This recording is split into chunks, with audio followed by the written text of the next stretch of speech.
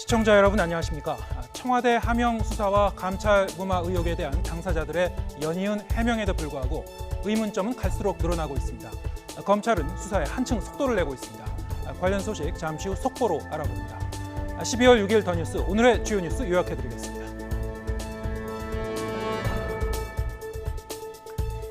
총선을 앞둔 연말 전국이 혼란스럽습니다. 검찰은 송병기 울산시 부시장을 전격 소환한 데 이어 자택과 사무실을 압수수색하고 있습니다. 정확한 제보 경위를 파악하기 위해서입니다. 청와대는 하명 수사가 아니라는 게 명확해졌다는 입장이고 민주당은 검찰 수사의 정치적 의도를 의심하고 있습니다. 여기에 선거법과 공수처법, 필리버스터, 예산안 등 하나같이 휘발성 강한 현안이 겹겹이 쌓여 있습니다. 말 그대로 안개 속 전국입니다. 한미 간 의견 차이를 좁히지 못했고 연내 타결은 힘들 것 같다. 워싱턴에서 열린 4차 방위비 협상을 요약하면 이렇습니다. 그나마 파행을 빚었던 3차 협상과는 달리 회의가 예정대로 진행된 건 성과라면 성과입니다.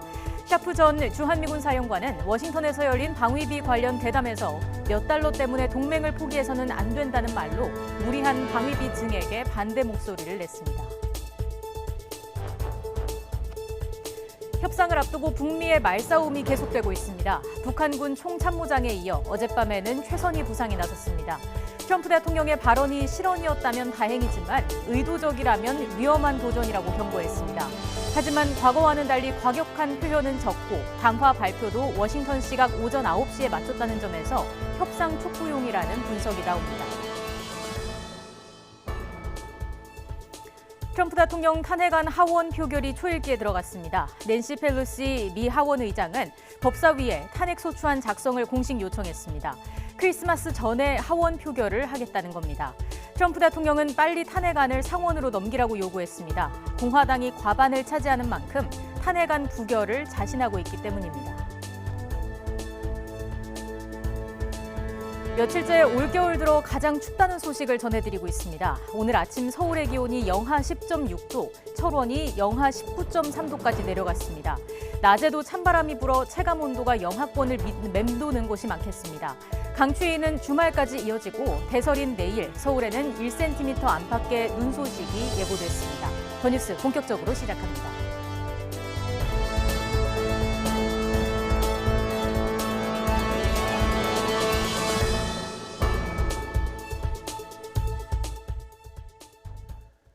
청와대 하명 수사 의혹을 수사하는 검찰이 첩보 제보자인 송병기 울산시 경제부시장을 오늘 불러 조사하고 있습니다. 검찰은 오늘 송 부시장 집무실과 자택 등에 대한 압수수색도 함께 진행 중인데요. 제보가 청와대로 어떻게 전달됐는지 사실관계를 명확히 확인하기 위해 진술과 증거 확보에 나선 것으로 보입니다. 취재기자 연결합니다. 박석영 기자. 네, 서울중앙지검입니다. 네, 검찰이 오전부터 송 부시장 집무실 그리고 자택을 압수수색했는데 송 부시장도 직접 불러 조사하고 있다고요? 네, 서울중앙지검 공공수사 2부는 오늘 송병기 부시장을 직접 불러 조사하고 있습니다.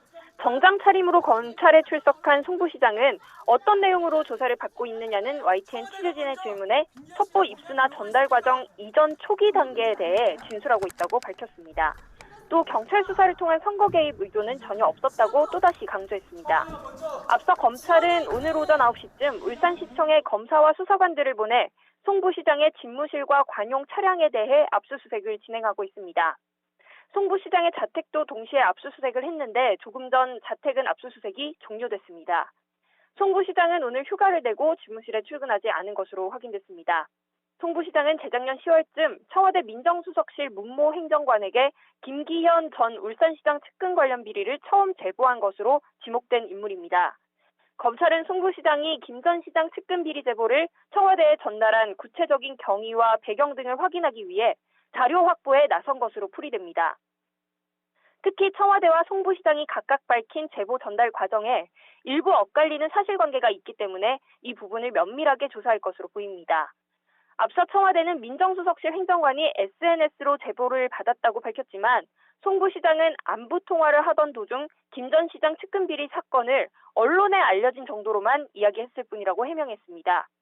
아울러 송 부시장이 첩보 문건을 작성한 청와대 행정관과 지난 2014년부터 알던 사이라고 밝힌 만큼 수년 동안 정보를 공유해온 것은 아닌지도 확인할 것으로 예상됩니다. 검찰은 제보자인 송 부시장이 여당인 송철호 현 울산시장의 최측근인 만큼 경찰 수사를 통해 선거에 개입하려 한 것이 아닌지 의심하고 있습니다. 송 부시장은 어제도 기자회견에서 결코 선거를 염두에 두고 제보한 것은 아니라고 호소하기도 했습니다. 검찰은 청와대 조사 결과 발표 다음 날인 어제 제보를 받은 것으로 알려진 문모 전 행정관을 불러 조사한 데 이어 오늘 송 부시장도 소환하면서 수사에 속도를 내고 있습니다. 지금까지 서울중앙지검에서 YTN 박서경입니다. 네, 잠시 뒤 이재용 삼성전자 부회장의 국정농단 사건 파기환송심 세 번째 재판이 열립니다. 지난번 유무죄 판단 심리 기일에 이어서 오늘은 양형과 관련해 특검과 이 부회장 측이 공방을 벌일 예정입니다. 조금 전에 이 부회장이 법원에 도착했는데요. 네, 지금 화면에 보시고 계십니다.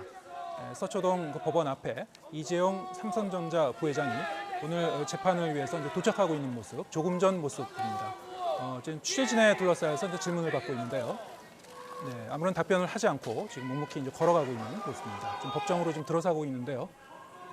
네, 오늘은 이제 국정농단 사건과 관련해서 이 부회장이 이제 파기환송심 3차 공판에 임하게 되는데요.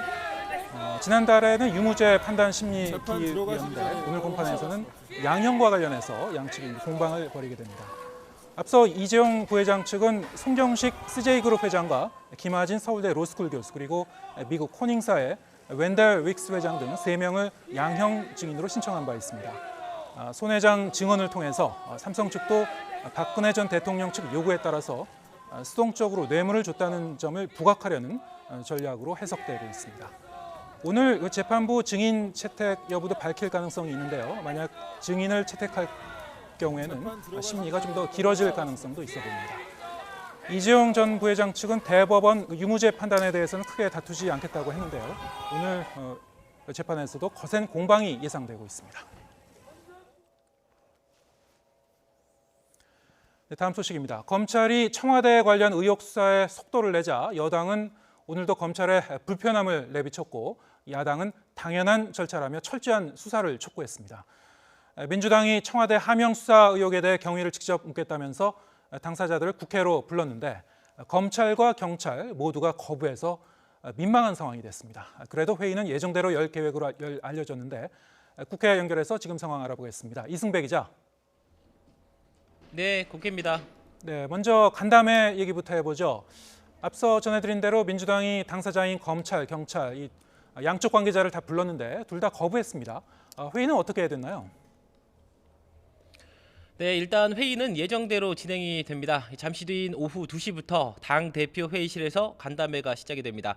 하지만 말씀하신 것처럼 애초 부르려고 했던 강남일 대검찰청 차장과 이모선 경찰청 차장 그리고 황운하 대전지방경찰청장이 출석을 거부했습니다. 현재 관련 수사를 하는 관계자가 참석을 하는 것은 중립성, 공정성 등을 고려할 때 적절하지 않다는 게 이유였는데요. 여기에 김기현 전 울산시장 측근 비리 사건 고발인인 건설업자 김모 씨까지 불참할 것으로 알려지면서 민주당이 참 민망해졌습니다. 수사기관도 아닌데 핵심 관계자를 부른 것 자체부터가 부적절했다는 비판도 있었는데요. 4명 모두가 빠지면서 결국엔 민주당 특위위원들만 앉아서 회의를 진행해야 하는 낯뜨거운 상황이 됐습니다. 네, 앞서 전해드렸듯이 검찰이 오늘 아침에 울산시청을 압수수색하고 또 송병기 부시장도 불러서 조사하고 있는데요. 이 청와대 관련 의혹 수사에 속도를 내고 있는 모습입니다. 여기에 대해서 정치권 반응은 상당히 엇갈리고 있는 것 같네요. 예, 그렇습니다. 여당은 더불어민주당은 검찰의 이런 행보에 정치적 의도가 깔려 있다면서 강하게 비판을 했습니다. 민주당 이해찬 대표는 이번 3대 의혹 사건에 대한 검찰의 수사는 선택적 수사이자 정치적 의도를 가진 수사라면서 검찰 역시 수사 대상이라고 강조를 했습니다. 그러면서 한치의 사심도 없이 사건의 진실을 규명해야 하고 만약에 정치적 의도가 보인다면 특검을 해서라도 진실을 낱낱이 밝히겠다고 경고를 했습니다. 반면 보수 야당은 검찰의 철저한 수사뿐이라면서 힘을 실어주는 분위기입니다. 자유한국당 김성원 대변인은 살아있는 권력 아래 증거 인멸과 은닉 시도가 있을지도 모르는 상황이라면서 이번에 확보한 자료를 근거로 선거 공작 게이트 몸통이 누군지 명명백백히 밝혀내야 한다고 강조를 했습니다. 바른미래당 강신업 대변인 역시 선거 부정은 민주주의의 근간을 흔드는 사안이라면서 검찰은 불거진 혐의를 낱낱이 밝혀서 법에 따라 엄중히 처벌하라고 당부를 했습니다. 자, 이제 정기국회 종료가 당장 다음 주로 다가오면서 며칠 안 남았는데 여야 5당이 모인 4+1 협의체 바쁘게 돌아가고 있죠? 예, 그렇습니다. 이 4+1 협의체는 어제 회의를 통해서 오는 8일까지 단일안을 만들겠다는 목표를 세웠습니다. 어젯밤 선거제에 대해 국회 밖에서 2시간 정도 비공개로 만났고요. 오늘도 협상은 계속됩니다. 오늘 오전에는 예산안을 놓고 비공개로 회의를 열었는데 바른미래당 예결위 간사인 지상욱 의원이 회동 자리를 찾아와서 강하게 비판을 했습니다. 이 지상욱 의원은 정당성이 없는 5명이 모여서 예산의 삭감과 증액을 논의하는 것은 옳지 않다면서 수정안을 만들지 않겠다고 약속을 하라 이렇게 압박을 했습니다. 이에 대해 더불어민주당 전해철 의원은 3당 원내대표에게 빨리 협의해서 예산안을 정기국회 전에 처리할 수 있게 합의하라고 독려하는 게 필요하지 이런 식으로 항의하는 건 맞지 않다고 맞섰습니다. 4+1 협상은 내년도 예산안, 선거법 그리고 검찰과 사법제도 개혁 이렇게 세 분야로 따로 나눠서 논의를 합니다. 단일안이 만들어지면 돌아오는 월요일 법정 처리 시한을 넘긴 예산안을 필두로 모든 안건을 본회의에 붙일 계획입니다. 그런데 한국당의 변수입니다. 월요일인 9일 한국당이 원내대표 경선을 치르는데 새로 선임된 한국당 원내대표가 추가 협상에 나선다면 상황이 달라질 수가 있습니다. 후보 등록이 토요일이 마감인데 현재까지 5선의 심재철, 4선 유기준, 3선 강석호, 윤상현 의원 등 모두 4명이 출사표를 던졌습니다. 이 4선의 주호영 의원까지 출마를 검토하고 있다는 말도 있어서 경선은 4파전 혹은 5파전으로 치러질 것으로 예상이 되고 있습니다. 한국당 황교안 대표도 오늘 서울대학교 강의를 마친 뒤에 차기 원내대표에서 바라는 역량을 묻는 기자질문에 협상력을 꼽기도 했습니다. 극적인 여야 합의 가능성이 있는 만큼 한국당 경선 결과에도 관심이 집중되고 있습니다. 지금까지 국회에서 YTN 이승배입니다. 이른바 타다 금지법으로 불리는 여객 자동차 운수사업법 개정안이 국회 국토교통위원회를 통과했습니다. 국토위는 오늘 전체회의에서 이 같은 내용의 개정안을 의결했으며 이후 법제사법위원회와 본회의까지 거쳐 공포되면 1년 뒤부터 타다는 불법 서비스가 됩니다. 타다 금지법은 타다처럼 렌터카의 운전자를 제공하는 경우 관광 목적일 때만 서비스를 허용하고 렌터카 대여 반납 장소도 공항과 항만으로 제한하고 있습니다. 타다는 11 내지 15인승 승합차를 빌릴 땐 운전자를 알선할 수 있다는 현행법의 예외 조항을 근거로 운영해왔는데 이를 차단하게 된 것입니다.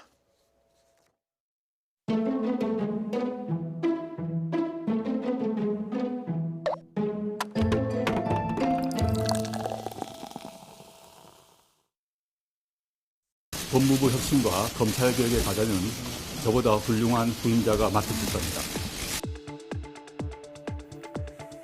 조국 전 법무부 장관이 물러나면서 언급했던 더 센 장관, 바로 추미애 의원이었습니다. 여성 최초 집권 여당 대표 출신의 현역 5선 의원이 일개 장관직을 맡는 게 격에 맞지 않는다거나 총리급 장관이라는 말도 나옵니다. 그래서 추미애 의원의 법무부 장관 후보 지명은 문재인 정부의 검찰 개혁 의지를 보여주는 것으로 풀이됩니다. 소신과 고집, 그리고 추다르크, 잔다르크에 빗댈 만큼 강단 있는 추미애 후보, 검찰 개혁의 적임자가 될 수 있을까요? 추다르크라는 별명의 시작은 1997년으로 거슬러 올라갑니다. 김대중 캠프 선거 유세단장을 맡은 추 의원의 활약은 특히 당시 야권의 불모지 대구에서 두드러졌습니다. 반호남 정서로 인해 환영받지 못할 것이라는 우려의 목소리가 높았지만 그는 꿋꿋이 지지를 호소했습니다. 비록 대구의 득표율을 바꿔놓지는 못했지만 추다르크, 잔다르크 유세단이라는 별명과 함께 강력한 인상을 남겼습니다. 2002년 16대 대선 당시 추 의원은 노무현 새천년 민주당 대선 후보를 그 누구보다 앞장서 지지했습니다. 하지만 이후 노 대통령이 대북 송금 사건에 대한 특검을 수용한 이후 관계가 멀어지기 시작했습니다. 정치 숙청이라고 판단했던 겁니다. 특검 수용 논란으로 2003년 새천년 민주당 분당 사태가 일어났을 때 추 의원은 끝내 노무현 당시 대통령을 따르는 열린우리당에 합류하지 않고 민주당에 남았습니다. 그 이후에도 장관직을 제의한 노 대통령의 삼고 초려도 거절했던 것으로 알려졌습니다. 이후 노 대통령에 대한 탄핵이 부결됐고 민주당은 역풍을 맞았습니다. 민주당 선대위원장이었던 추 의원은 광주를 방문해 국민에게 속죄의 의미로 삼보일배를 시작했습니다. 15km에 달하는 거리를 3일간 삼보일배한 모습에 정치적 평가는 엇갈렸지만 추 의원의 뚝심을 보여줬다는 데에는 이견이 없었습니다.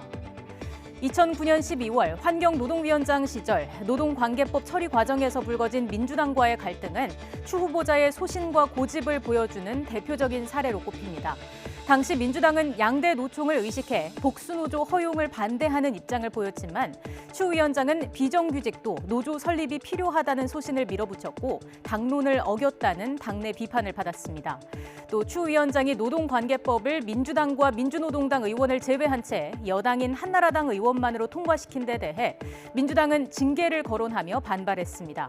민주당이 명확한 당론을 제시하지 않았고 야당 의원들이 스스로 회의에 참석하지 않은 것이라는 추 위원장의 주장에도 불구하고 민주당은 결국 2개월 당원 자격 정지 징계를 내렸습니다. 법무장관 후보자로 지명된 이후 그의 소신을 높이 평가하면서도 강한 고집을 우려하는 목소리가 공존하고 있습니다. 검찰 개혁에 앞서 당장 인사청문회부터 험로가 예상됩니다. 추다르크의 돌파력이 어떤 작용을 하게 될지 주목됩니다.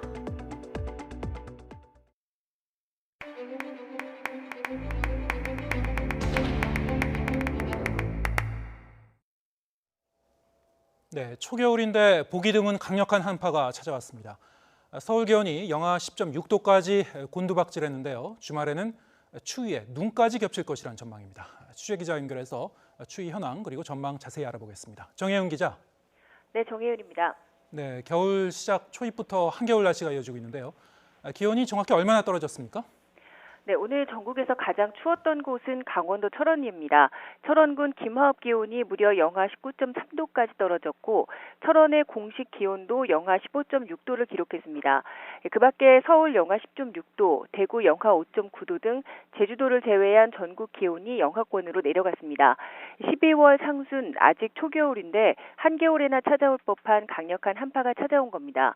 기상청은 북서쪽에서 찬 공기가 밀려온 데다 밤사이 온기가 빠져나가는 복사냉각 현상이 겹치면서 전국이 올겨울 들어서 가장 추웠다고 밝혔습니다. 한낮 기온도 현재 서울 영하 2.5도에 머물고 있고 찬바람이 강해 체감온도는 영하 6.4도까지 떨어져 있습니다.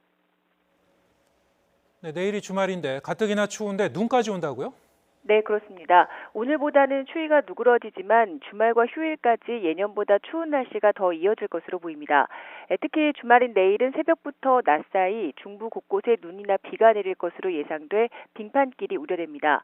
기상청은 경기 북부와 영서 북부는 내일 새벽부터 오전까지, 서울과 경기 남부, 영서 남부, 충청 북부는 낮 한때 눈비가 내리고 적설량은 1cm 안팎이 될 것으로 예상했습니다. 따라서 산간이나 이면도로는 빙판을 이룰 가능성이 커 운전자들의 주의가 필요합니다. 지금까지 YTN 정혜윤입니다.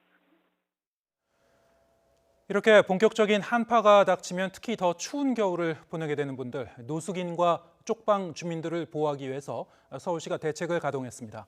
서울시는 110여 명의 상담반을 편성해 노숙인 거주 지역과 쪽방촌에서 매일 순찰과 상담 활동을 진행하고 있다고 밝혔습니다. 상담반은 노숙인에게 시설 입소나 응급 잠자리를 안내하고 거부할 경우 침낭과 핫팩 등 구호 물품을 제공할 예정입니다. 쪽방촌 주민을 대상으로는 건강관리와 화재, 상수도관 동파 등 한파 피해 예방 활동을 벌입니다. 회사에 비리를 알린 사람은 직장을 떠나는 신세가 되고 금품을 받았다는 당사자는 오히려 회사에 남는 일이 벌어졌습니다. 경남개발공사에서 핸드볼팀 코치의 금품 수수 의혹과 관련해 벌어진 일인데요. 왜 이런 이상한 일이 벌어졌는지 오태인 기자가 취재했습니다. 지난달 열린 경남도의회 건설소방위 행정사무감사. 도의원이 경남개발공사 사장에게 핸드볼 팀 코치 금품 수수 사실을 캐묻습니다. 핸드볼 코치가 금품을 요구한 게 맞습니까? 상품권 100만 원치를 받았습니다. 또 황당하게도 담당자가 퇴사하면서 언론에 제보했다고 주장했습니다. 그 친구가 퇴사를 했습니다.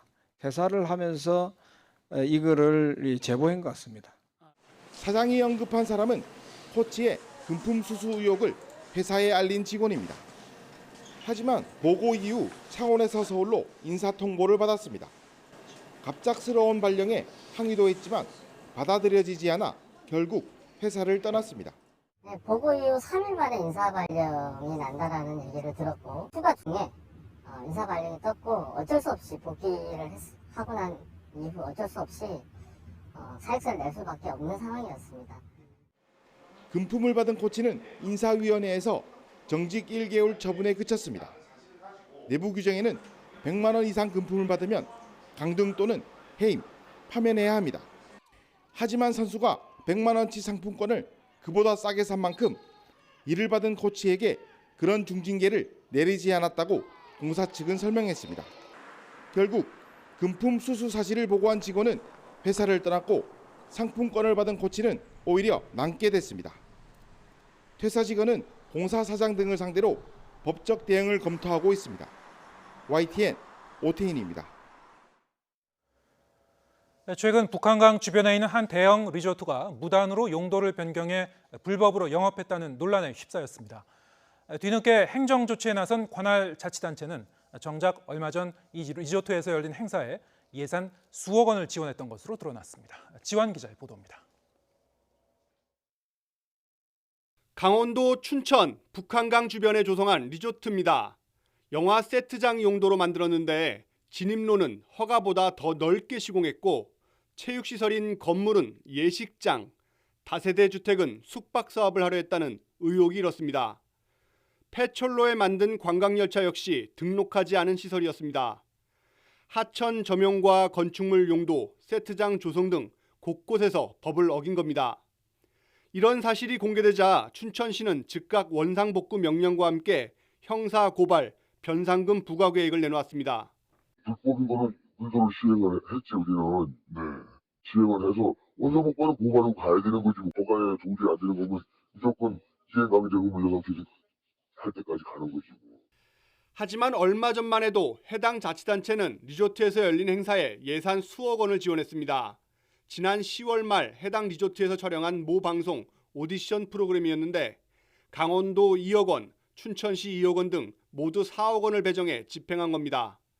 온갖 불법 시설로 꾸민 리조트 행사에 세금까지 거냈다는 비판이 나오는 이유입니다. 강촌 살리기라도 해서 지금 침체된 강촌을 살려보자. 네, 이래서 이제 이 방송을 통해서 강촌을 대외로 알리자라는 목적으로 시작이 됐는데 불법 행위가 알려지자 부랴부랴 후속 행정 조치에 나선 자치단체. 하지만 자신들이 집행한 수억 원 예산에 대한 책임은 어느 조치에도 담겨 있지 않습니다. YTN 지환입니다. 네, 주한미군 방위비 관련 소식입니다. 미국에서 4차 협상을 마쳤지만 올해보다 5배나 더 내라는 미국의 주장은 여전합니다. 다만 주한미군 주둔 축소까지 언급하는 트럼프 대통령의 협박에 가까운 주장이 협상장으로 옮겨가지는 않았다는 분석입니다. 워싱턴 강태욱 특파원의 보도입니다. 워싱턴에서 열린 방위비 4차 협상에서도 한미 두 나라 입장이 좁혀지지 않은 것으로 보입니다. 정은보 협상 대사는 구체적인 결과에 도달한 것은 아니라고 말했습니다. 계속 이견을 좁혀나가야 할 상황으로 서로 이해의 정도를 넓혀가고 있다고 설명했습니다. 그러면서 올해보다 5배나 요구하는 미국의 입장은 그대로라고 전했습니다. 미국의 입장에서는 아직까지 구체적인 어떤 결과물을 만들어내기까지에는 나름 그 자기의 미측의 입장대로 또 유지되고 있다고 보시는 것이 맞을 것 같습니다. 정 대사는 기존의 협정 틀 속에서 협상이 진행돼야 한다는 우리 입장도 여전히 마찬가지라고 강조했습니다. 다만 협상 과정에서는 우려했던 트럼프 대통령의 협박에 가까운 억지 주장이 미국 측의 논리로 작용하지는 않았습니다. 트럼프 대통령은 나토 정상회의 때 주한미군 문제나 무역의 연계 가능성까지 거론하며 동맹국의 분담금 증액을 강조했습니다. 무역이나 늘 언급이 됩니다만은 그 주한미군 문제라든지 이런 거는 협상 테이블에서 전혀 논의된 바가 없습니다. 또 서울에서 열린 지난 3차 협상이 파행을 빚었던 것과 달리 4차 협상이 예정대로 진행된 것은 그나마 성과인 셈입니다. 정 대사가 밝힌 것처럼 한국과 미국의 입장차가 여전한 만큼 사실상 한 차례 남은 협상에서 타결까지 이어지기는 어려워 보입니다. 지난해처럼 해를 넘겨 협상이 이어질 수밖에 없다는 전망입니다. 워싱턴에서 YTN 강태욱입니다. 미국이 공짜로 부자 나라를 지켜준다. 트럼프 대통령이 주한미군 방위비 문제를 바라보는 시각입니다. 이런 인식에 대한 비판이 미국 전문가들 사이에서 끊이지 않고 있습니다. 몇 달러를 위해 동맹을 포기하지 말아야 한다는 겁니다. 보도에 이종수 기자입니다. 미국의 싱크탱크 한미경제연구소가 주최한 방위비 분담금 관련 세미나. 패널로 참석한 월터 샤프 전 주한미군 사령관은 동맹을 손익계산서로 따지는 트럼프식 접근법을 정면 비판했습니다. Don't give up the alliance for a couple dollars. The alliance has got to be the number one thing that we are thinking our way through. 샤프 전 사령관은 한국은 국내 총생산 GDP 대비 방위비 지출이 어느 동맹보다 높은 수준이라며 분담금 인상이 결국 미국산 무기 수입 감소로 이어질 수 있음을 지적했습니다. Whether it's 2, 3, 4, 5 times the amount. That money's coming from somewhere in the Korean government. It's coming from somewhere. And my guess is it would be coming from the defense budget. 다른 미국 전문가 패널들도 한국의 분담금 증액 필요성에 공감하면서도 현행 5배에 육박하는 50억 달러 요구는 지나치다는 입장을 보였습니다. 스콧 헤럴드 랜드 연구소 연구원은 평택 미군 기지 건설 비용 110억 달러 가운데 한국이 약 90%를 부담한 것도 한국 기여분에 포함해야 한다고 말했습니다. 송민순 전 외교통상부 장관은 방위비 협상이 제대로 진행되지 못하는 가운데 주한미군 철수론이 나올 경우 한국 내 반미 감정 고조와 함께 자체 핵무장론이 대두될 수 있다고 경고했습니다. 트럼프 행정부가 요구한 방위비 분담금 규모가 과도하다는 비판론이 이처럼 끊이지 않으면서 차기 한미 협상에 어떤 영향이 있을지 주목됩니다. YTN 이종수입니다. 미국 육군 제1보병사단 예하 2전투 여단이 이번 겨울 한국에 정상적으로 순환 배치됩니다. 미 육군성은 현지 시간 5일 보도자료를 통해 캔자스주 포트 랄리 기지에 주둔하고 있는 이들 병력에 대한 운용 계획을 담은 2020 겨울 순환 배치 계획을 발표했습니다. 미 육군성은 이 전투여단은 제1기갑사단 예하 3전투여단을 대체하게 되며 이는 동북아 파트너와 동맹들에 대한 미국의 헌신을 뒷받침하기 위한 병력의 정규 순환 배치의 일환이라고 설명했습니다. 이번 발표는 트럼프 행정부의 주한미군 방위비 분담금 대폭 증액 압박과 맞물려 6개월에서 9개월 단위로 이루어지는 순환 배치 전력의 추가 투입을 중단하는 방식으로 주한미군 감축이 이루어질 수 있다는 관측이 일각에서 제기된 가운데 정상적 순환 배치 방침을 확인한 것이어서 주목됩니다. 필요하면 대북 군사력을 쓸 수도 있다는 트럼프 대통령의 발언에 북한이 이틀 연속 심야의 담화를 발표하며 불만을 표시하고 있습니다. 하지만 과거와는 달리 격한 표현들이 없어서 북미 관계 악화는 피하는 모습을 보였습니다. 김주환 기자입니다. 북한군 총참모장에 이어 이번에는 북한 외무성 최선희 제1부상이 나서 필요시 군사력 사용 가능성을 시사한 트럼프 대통령의 발언을 비난했습니다. 최선희 부상은 트럼프 대통령의 발언이 실수로 한 것이라면 다행이겠지만 의도적이라면 매우 위험한 도전이 될 것이라고 말했습니다.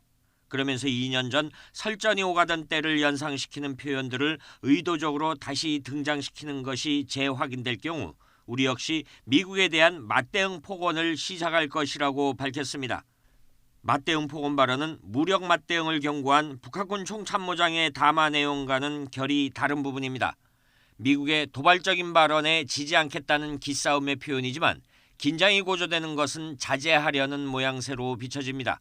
최 부상은 김정은 위원장은 트럼프 대통령을 향해 아직 어떤 표현도 하지 않았음에도 트럼프 대통령은 왜 최고 존엄에 대해 정중함을 잃고 비유법을 사용했느냐고 반문했습니다. 비유법은 트럼프 대통령이 김 위원장을 희화했던 로켓맨을 의미합니다.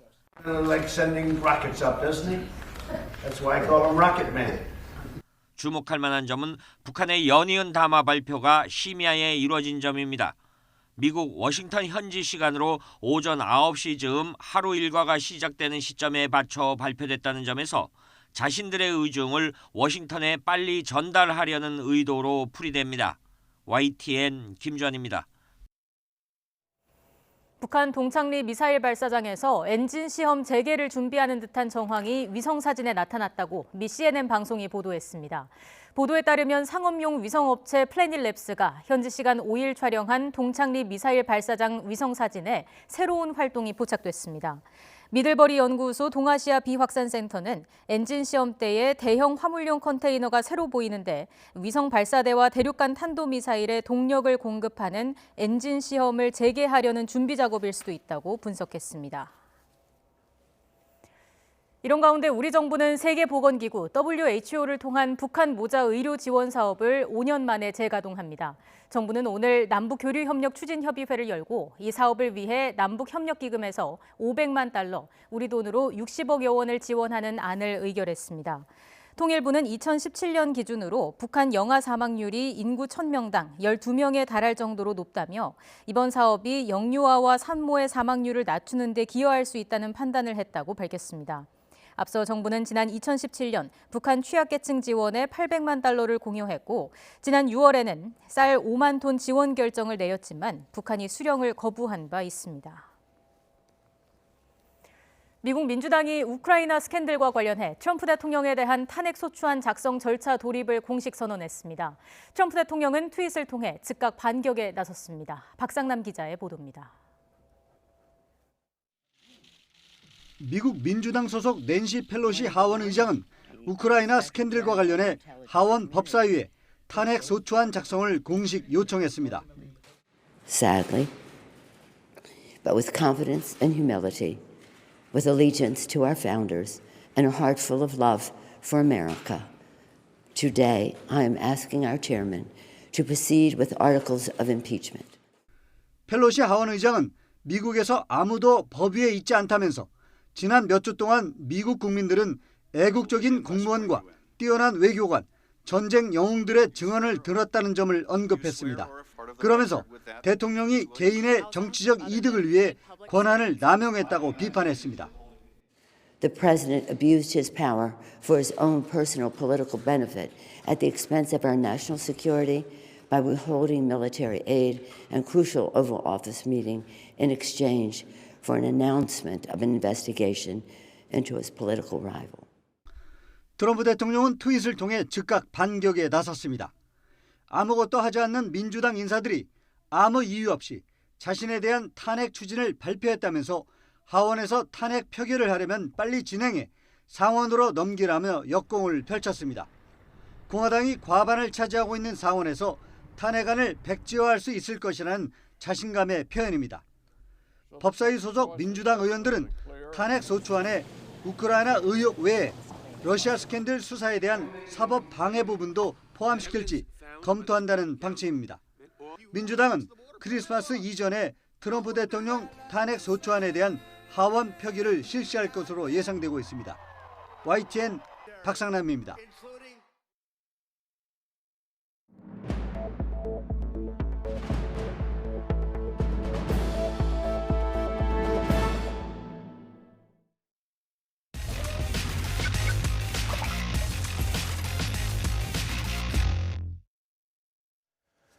네, 청년 정치인의 눈으로 이번 한 주 정치권에서 벌어진 문제의 장면을 짚어보는 시간입니다.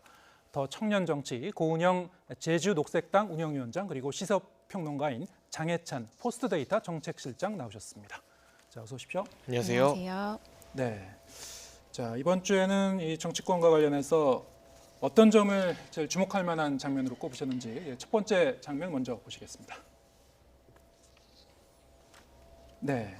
자, 이거는 지금 그 장해찬 실장님이 뽑으신 거죠? 네, 제가 가져왔습니다. 네, 궁색한 변명. 자, 청와대가 궁색하게 변명하고 있다는 건가요? 청와대 역시나 궁색하고 송병기 실장, 경제부시장의 인터뷰 역시 저는 좀 궁색하다는 생각을 했었는데, 예. 네, 사실 뭐 울산시장 하명 수사 논란이 일파만파 번지고 있는 가운데 청와대의 1차 해명과 송병기 시장의 해명 상당히 다른 부분이 많았습니다. 네. 이 첩보를 뭐 SNS 형식으로 전달했는지 아니면 전화 통화를 통해서 전달했는지부터 달랐고 예. 어떻게 이 행정관과 송병기 부시장이 알게 됐는지도 처음에는 캠핑장이었다고 청와대에서 말을 했다가 송병기 부시장은 서울의 지인을 통해서 소개를 받았다고 하거든요. 예. 이처럼 아주 사소한 사실관계조차 청와대가 확인하지 못하고 국민들에게 브리핑을 할 정도로 이 중대한 상황에서 왜 이런 아마추어적인 실수를 하는 것인가, 거기에 대해서는 청와대의 변명이 상당히 궁색한 것 같고요. 네. 두 번째로 송병기 부시장 같은 경우는 선거에 개입하려는, 영향을 끼치려는 영향은 전혀 없었다, 그런 의도는 없었다고 말을 했습니다만 예. 이 제보가 있었던 게 2017년 10월이고 2017년 8월에 송병기 부시장은 이미 송철호 현 시장의 선거 캠프에 합류한 상태였습니다. 네. 울산시장 선거에 선거 캠프에서 중책을 맡아서 합류했던 사람이 선거에 개입하려는 의도 없이 이런 첩보를 다른 사람도 아닌 청와대 행정관에게 보낸다? 여기에서 정치적 의도가 없었다는 것은 사실 국민 누구 하나 믿기 힘든 일이기 때문에 지금이라도 빨리 진실을 밝혀야지 자꾸 앞뒤가 안 맞는 해명을 내놓으면서 궁색한 변명해서는 일이 더 수렁으로 빠질 것 같다는 생각이 듭니다. 네, 뭐 이 반박 재반박이 계속 연일 이어지고 있지만 뭐 의혹은 좀 더 무성해지는 것 같아요. 어떻게 보셨습니까? 저도 매우 동의하고 궁색하고 사실 민망할 정도의 조사 결과들을 계속 이야기하고 있다 생각됩니다. 예. 지난주 이 코너에서 청와대 내부에서의 자체적인 진상조사가 필요하다고 말씀을 드렸고 빠르게 그 점이 이뤄진 것은 평가할 만하지만 네. 말씀하신 대로 경위를 따지는 정도 수준의, 그리고 그 경위조차 지금 뭐 말씀하신 건들도 있지만 사실상 제보자가 이후에 경찰과 뭐 면담을 갖는다든지 사실 수사에 개입했다고 볼 수 있는 정황들이 계속 밝혀지고 있다는 말이죠. 이런 부분들이 먼저 청와대의 입장으로 나오지 않는 부분에 대해서 매우 민망할 정도의 조사 발표들이 이어지고 있다라고 생각이 들고요. 저는 의도는 각각 다르게 읽을 수 있다고 생각을 합니다. 중요한 것은, 그리고 제가 기대했던 것은 이러한 제보 같은 것들이 통상적인 수준이었는지, 어디까지 보고되는지, 누가 검토의 기준을 가지고 있는지, 그리고 청와대가 이런 것들을 진행을 할 때 수사라든지 제보를 받을 때 권력의 그런 것들을 좀 진행을 할 때 어떤 권력 기관을 어떤 사람들을 칼로 쓰는지 예. 이런 부분들을 저는 낱낱이 밝혀야 된다고 생각을 합니다. 이런 부분, 이런 핵심 사안들을 은폐하면서 경위만 따지는 조사 결과들을 지금 발표를 하고 있는데요. 예. 이런 점에서 저도 궁색하다는 부분을 좀 지적하고 싶습니다. 예, 뭐 청와대가 당시에 이제 제보를 받았으면은 이게 과연 좀 정치적 의도가 있는 건 아닌지 이런 것도 사실은 좀 감안해서 소화를 했어야 될 것 같은데 뭐 이런 게 종합해서 이제 검찰 수사를 포함해서 앞으로 좀 실체적 진실이 이제 밝혀져야 될 부분 같고요. 이 문제에 대해서는 그 두 분이 상당히 좀 그 일치하는 부분이 있는 것 같습니다. 그러니까 아마 국민들 보시기에도 여러 가지 궁금증이 마찬가지로 많을 것 같아요. 그런데 이번에 이제 또 전 특감 반원의 이제 안타까운 죽음이 있지 않았습니까? 그 이후에 휴대폰 압수수색을 둘러싸고 또 검찰하고 경찰이 힘겨루기 양상을 보이고 있습니다. 자, 이거 어떻게 보셨습니까? 기본적으로 검경이 서로를 신뢰하지 못하고 칼을 들이미는 상황이 긍정적이지는 절대 않죠. 예. 왜 이런 상황이 벌어졌는가? 결국 저는 이게 검경의 탓도 있지만 국회에서 검경 수사권 조정과 관련한 교통 정리를 일찍 하지 못했기 때문에 이 수사기관끼리 서로를 겨누게 되는 그러한 초유의 사태가 발생했다는 점에서 이 부분 역시 정치권, 국회의 책임을 다시 한번 물을 수밖에 없다는 생각이 또 들고요. 네. 그러나 한 가지 제가 꼭 짚고 싶은 것은 국민의 입장에서 이 굉장히 중요한 선거개입 의혹을 살펴볼 때 약간의 의혹도 남지 않아야 하잖아요. 예. 진실이 무엇인지는 아직 모릅니다만. 예. 근데 서초경찰서장 같은 경우, 최초에 이 핸드폰을 가지고 있던 서초경찰서장 같은 경우는 문재인 정부 출범하자마자 청와대 국정상황실에서 근무한 이력이 있습니다. 네. 본인은 그 이력 때문에 의심이 받는 게 억울하다고 보도자료를 내고 있지만 예. 제3자의 입장에서 봤을 때 혹시라도 국정상황실장이었던 윤건영 실장이나 또 다른 여권 실세들과 친분이 있었던 것이 아니냐. 네. 그곳에서 1년 넘게 근무했으면 당연히 친해지는 게 인지상정이잖아요. 그런 의혹이 있기 때문에 검찰에서 이 핸드폰을 가져가서 포렌식을 통해서 혹시나 청와대에 압박이 있진 않았는지 밝혀내는 게 의혹을 해소하는 데 도움이 된다는 입장이고요. 예. 만약 경찰서에서 이 포렌식 작업을 했다면 이 서초경찰서장의 이력 때문에 불필요한 논란과 의혹이 또 남을 수 있었다. 예. 그런 부분은 이 서초경찰서장이 억울하더라도 조금 이런 검찰의 조치에 대해서 감안을 해야 되고 결정적으로 법원이 영장을 발부해줬기 때문에요. 예. 검찰이 단독으로 압수수색한 것이 아니라 법원의 적법한 영장 발부 절차가 있었다는 점도 다시 한번 강조하고 싶습니다. 네, 뭐 근데 이제 압수수색한 그 휴대폰에 이제 잠금 장치를 지금 풀지 못하고 있다 뭐 그런 얘기도 있던데요.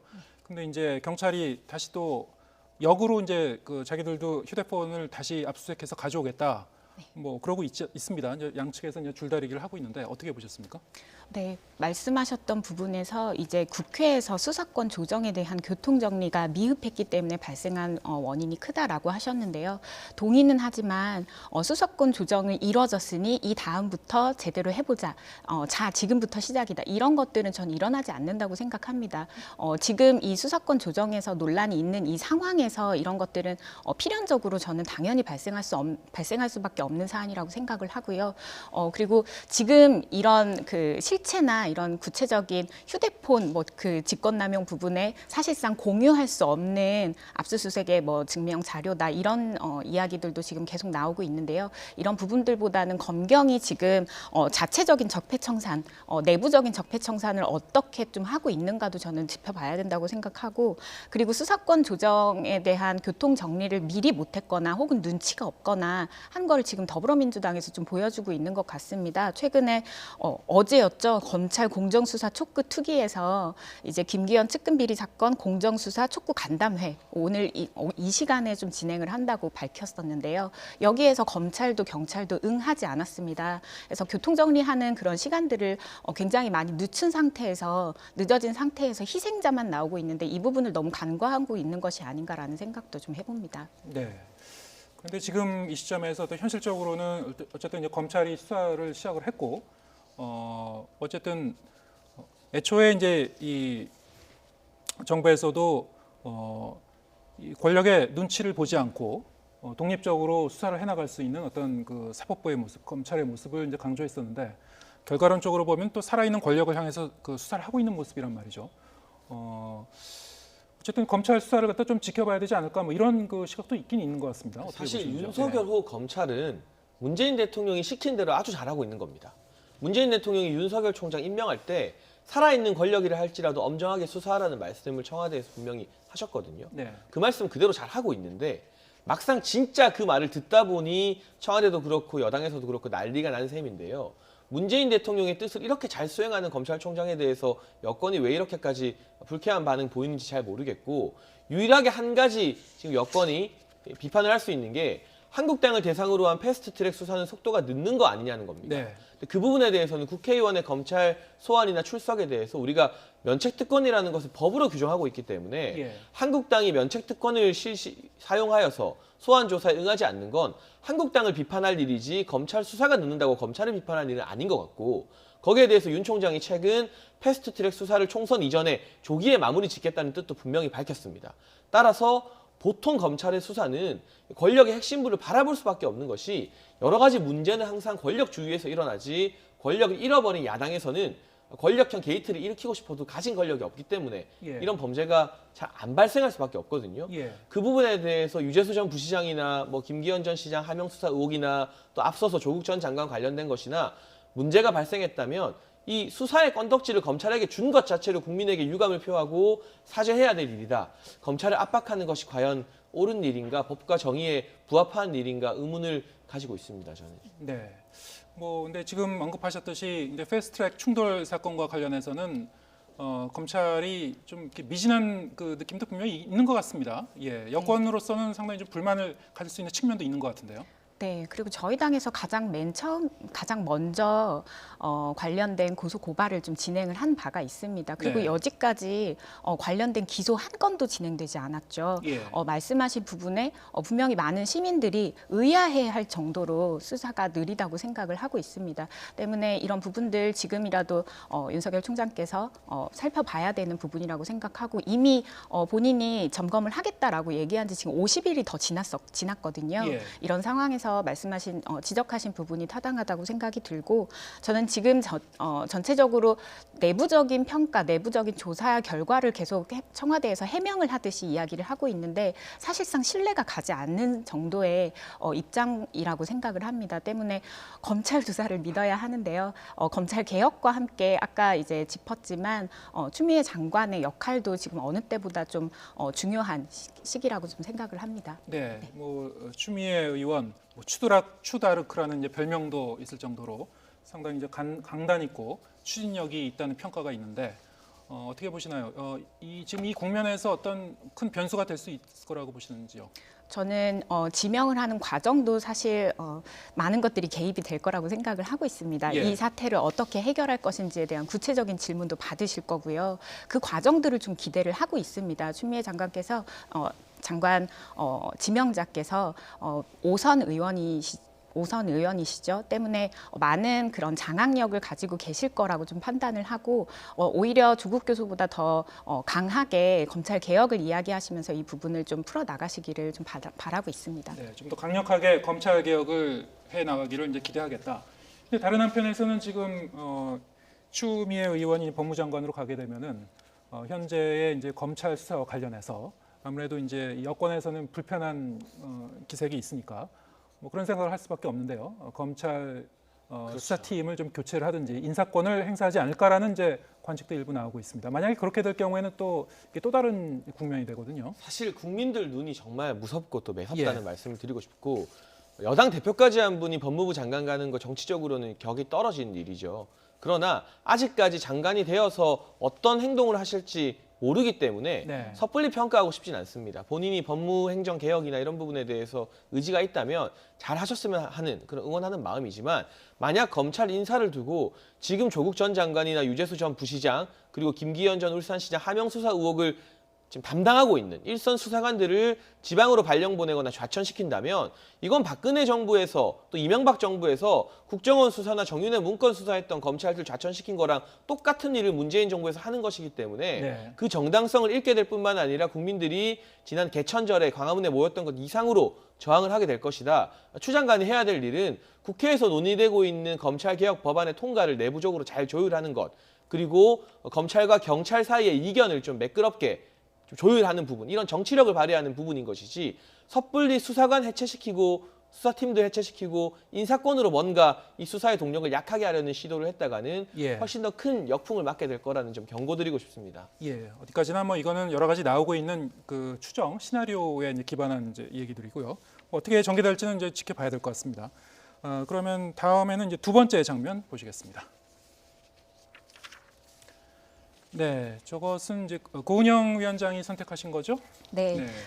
자유한국당 의원들의 불출마 선언이 계속 이어지고 있는데요. 예. 김무성, 김세현, 김성찬, 유민봉, 이제 5번째 의원인 김영우 의원까지 한국당은 작은 그릇이라면서 이 그릇을 깨부수고 큰 그릇으로 이제 쇄신의 메시지를 좀 보냈습니다. 철밥통이 그러면 이제 네. 한국당의 그릇입니까? 네, 그렇죠. 이 부분을 좀 말씀을 드리고 싶은데요. 예. 이 요구, 구체적인 쇄신의 요구가 지금 첫 번째 나온 요구가 아니지 않습니까? 불출마 벌써 5번째고 그 전에 자유한국당의 청년 당협위원장들이 똑같은 이야기 했습니다. 맥락은 계속 존재하고 쇄신파들의 요구는 저는 계속 이어지고 있다라고 생각이 듭니다. 하지만 깨지지 않는다. 자유한국당은 깨지지 않고 이제 사실상 포기할 때가 되었지 않나라는 생각을 합니다. 쇄신을 통해서 잘 깨고 잘 봉합해서 건강한 보수로 거듭나기를 사실은 많은 국민들께서 바라고 있는데 지금의 자유한국당은 사실은 친황 체제, 사실상 자기 대선을 치르려는 그런 캠프를 구축하는 모습에 가까운 행보들만 보이면서 사실상 이런 기대감에 못 미치는 자신들의 대선, 자신들의 철밥통만 지키려는 행보를 보이지 않는가라는 좀 지적을 하고 싶고요. 지금 총선을 앞두고 당 체제를 정비하는 과정에서 읍참마속한다 했는데 당직자들 총사퇴가 또 바로 이어졌죠. 그리고 그 다음에 보여졌던 것은 사실상 친황 인사들이 새롭게 기용되거나 나머지 분들은 이제 그대로 자리를 지키는 이런 모습들만 지금 계속 이어지고 있습니다. 때문에 이 깨지지 않는 자유한국당 이제 포기할 때가 되었지 않나라는 이야기를 좀 드리고 싶습니다. 네.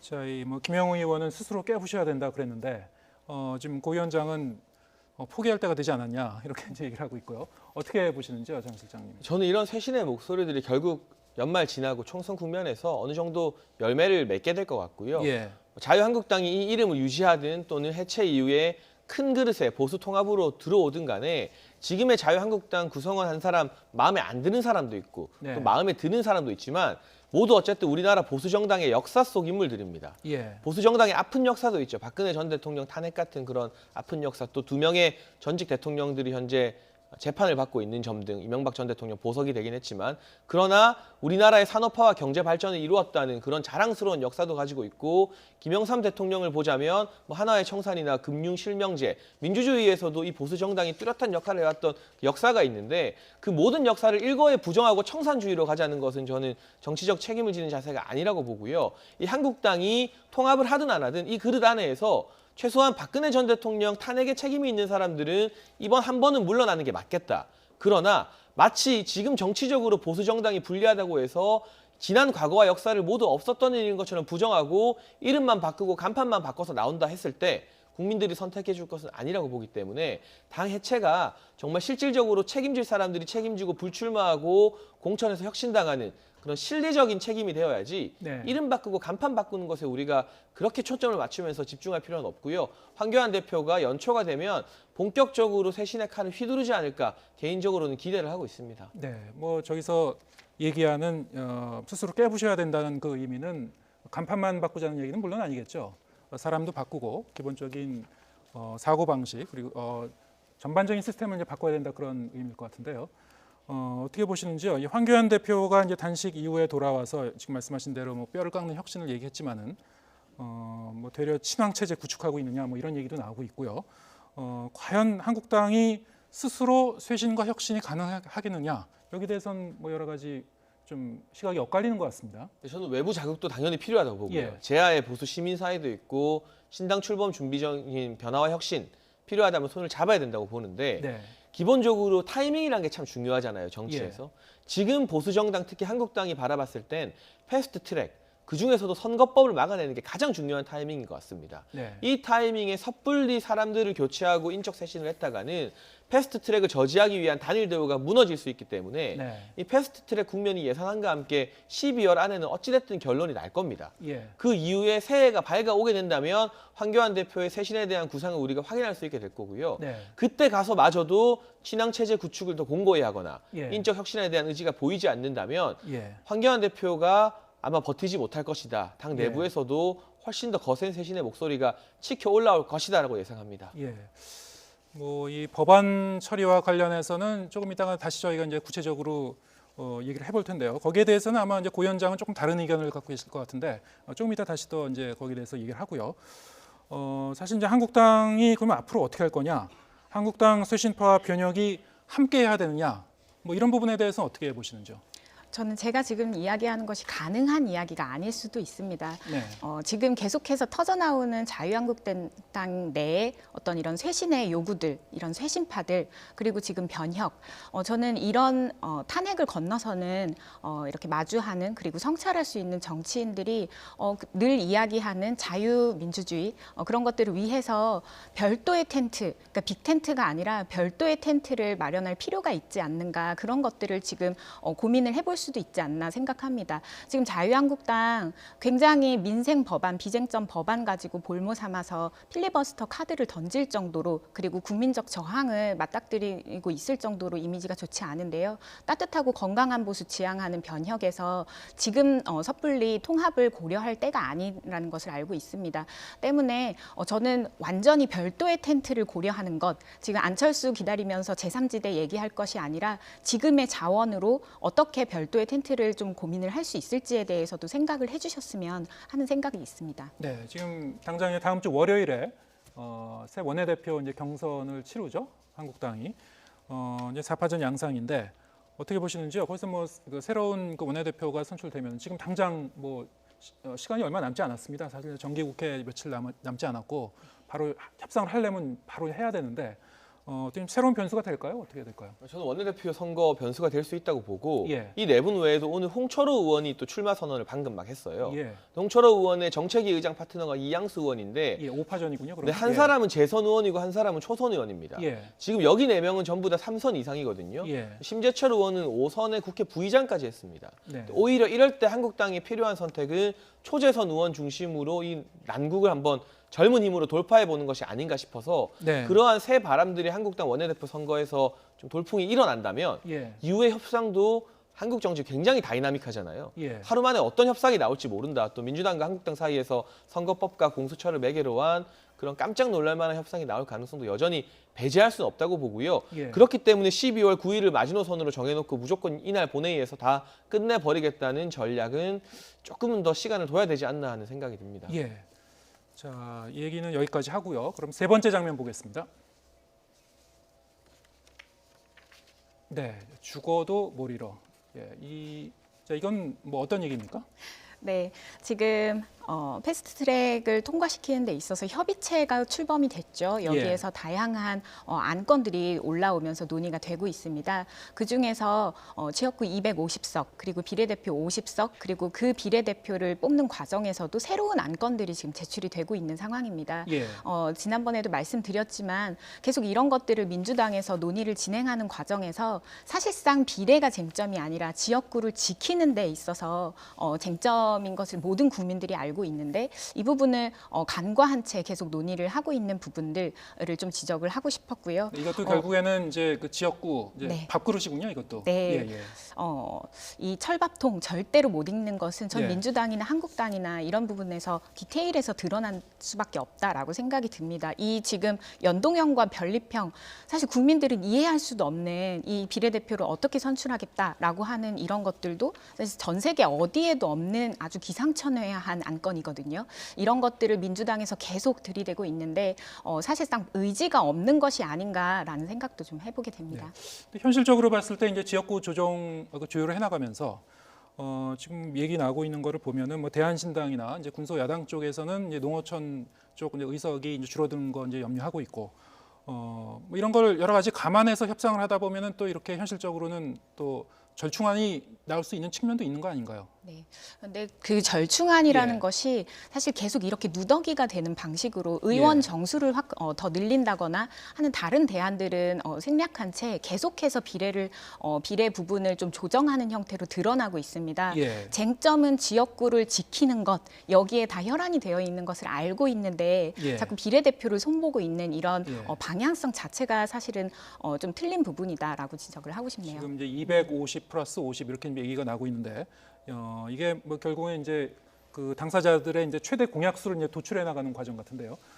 그 자체도 상당히 좀 문제가 있다. 좀 이렇게 얘기를 하고 계십니다. 장 실장은 어떻게 보시는지요? 이제 청년으로서 아무래도 이제 비례성 강화에는 뭐 다 동의를 하실 것 같은데요. 어떻게 보시나요? 네, 저는 한국당 이 선거제안 비례대표 폐지와 270석 줄기차게 반대해 왔고요. 예. 비례성 확대 그리고 의원 정수 확대까지도 이야기를 해왔었습니다만 예. 첫 단추를 잘못 깼기 때문에 이러한 논의가 누더기가 될 수밖에 없다. 예. 첫 단추는 무엇이냐? 지금 국회를 향한 국민의 신뢰도가 바닥이지 않습니까? 예. 이 부분을 국회가 설득해 나가면서 의원 정수 확대를 국민적 동의를 얻은 다음에야 비례성 확대까지도 우리가 주장할 수 있는 것이다. 그 상황이 안 되니 결국 의원 정수 확대와 국회 신뢰도 향상이라는 기본적인 첫 단추를 깨지 못하는 상태에서 두 번째, 세 번째 단추를 억지로 깨려고 하다 보니까 뭐 비례대표를 늘리니마니 연동형을 50%를 하니 40%를 하니 권역별 석패율제를 넣니마니 누더기가 되고 있거든요. 예. 평범한 국민 한 사람이 한 번에 이해할 수 없는 이런 복잡한 선거제도는 저는 민주주의 원칙에 맞지 않다고 생각하고요. 예. 다시 원래의 초심으로 돌아가서 국회의 첫 번째 미션, 국민의 신뢰도를 회복하는 겁니다. 선거제 바꾼다고 국민 신뢰도가 회복되는 게 아닙니다. 예. 우선 다음 총선까지는 지금의 제도화에서 국민 신뢰를 회복하는데 우선순위를 두고 1년에서 2년 정도의 긴 장기적인 플랜으로 여러 공론화나 세미나, 공청회 등을 통해 왜 의원 정수 확대가 필요하고 의원 정수 확대할 때 국회의원 특권이 오히려 줄어들면서 비례성은 확대될 수 있다는 점을 차근차근 평범한 국민들 한 사람 한 사람에게 설명하는 과정이 있었어야 되는데 그 첫 단추를 패스하고 옷을 입으려다 보니 말도 안 되는 그런 해프닝이 벌어지고 있는 거라 봅니다. 네. 지금 뭐 그러면 그 협상 어떻게 나가야 됩니까?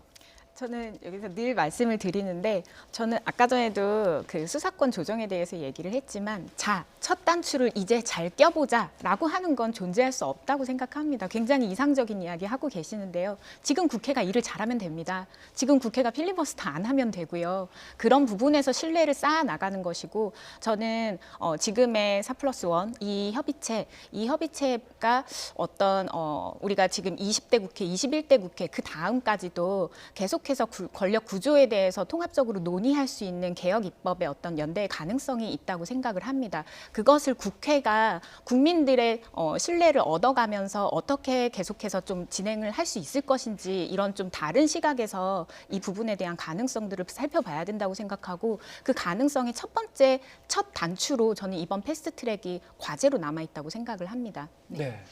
자, 좀 시간이 얼마 안 남았는데요. 이제 마지막으로 네 번째 장면도 보시겠습니다. 네, 쓰임의 용도. 네, 김의겸 전 청와대 대변인의 얼굴인데요. 예, 어떤 내용이죠? 저는 이 김의겸 전 청와대 대변인이 흑석동 부동산 투자로 논란 많이 딛고 사퇴했었잖아요. 예. 이번에 이 부동산 팔고 차액을 전액 기부한다고 하고 네. 본인이 여전히 쓰임 받고 싶다고 하는데 이 기부가 뭐 총선용이냐 아니냐 이런 걸로 비판하고 싶지 않고요.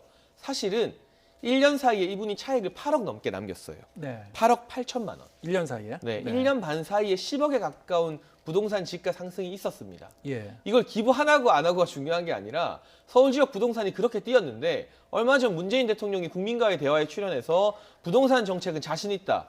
네. 우리가 잘하고 있다. 지방은 좀 떨어지고 서울은 좀 올랐지만 전반적으로 봤을 때 확실하게 잡겠다고 말했거든요. 예. 도대체 어떤 참모가 무슨 보고서를 올리길래 대통령이 국민 앞에서 그런 말도 안 되는 거짓말을 하게 만드는 것인지 예. 청와대 부동산 관련된 참모들 전부 다 물갈이해야 된다고 보고요. 김의겸 대변인이 본인 스스로 문재인 정부 부동산 정책에 걸림돌이 되기 싫다고 하면서 이런 선택했는데 가장 큰 증거가 됐습니다. 문재인 정부 부동산 정책이 얼마나 청년들의 희망을 뺏는 것인가. 네. 1년에 8억 8천 부동산이 올라버리는데 어느 청년이 서울에서 집을 살 꿈을 꿀 수 있겠습니까? 이 부분에 대해서 문재인 정부, 문재인 대통령 그리고 본인 스스로 증거가 되신 김의겸 대변인을 비롯한 이 정부의 모든 고위공직자들 이 땅의 청년과 미래 세대 앞에 무릎 꿇고 사죄해야 된다고 생각합니다. 네, 뭐 동의하시나요? 네, 동의하고요. 여기서 더 저는 쓰임새를 원했다면 무주택자로 돌아간다가 아니라 무주택자 모두가 안정적으로 주거할 수 있는 그런 정치를 본인이 이번에 정말 뼈를 깎는 이런 반성을 통해서 그런 부분들로 고민을 하고 있다라고 얘기를 하셨어야 저는 더 많은 청년들이 진정성 있게 받아들이지 않았을까라고 생각합니다. 네, 자 오늘은 여기까지 듣겠습니다. 더 청년 정치 고은영 제주녹색당 운영위원장 그리고 시사평론가 장해찬 포스트데이터 정책실장과 함께 얘기 나눠봤습니다. 고맙습니다. 감사합니다.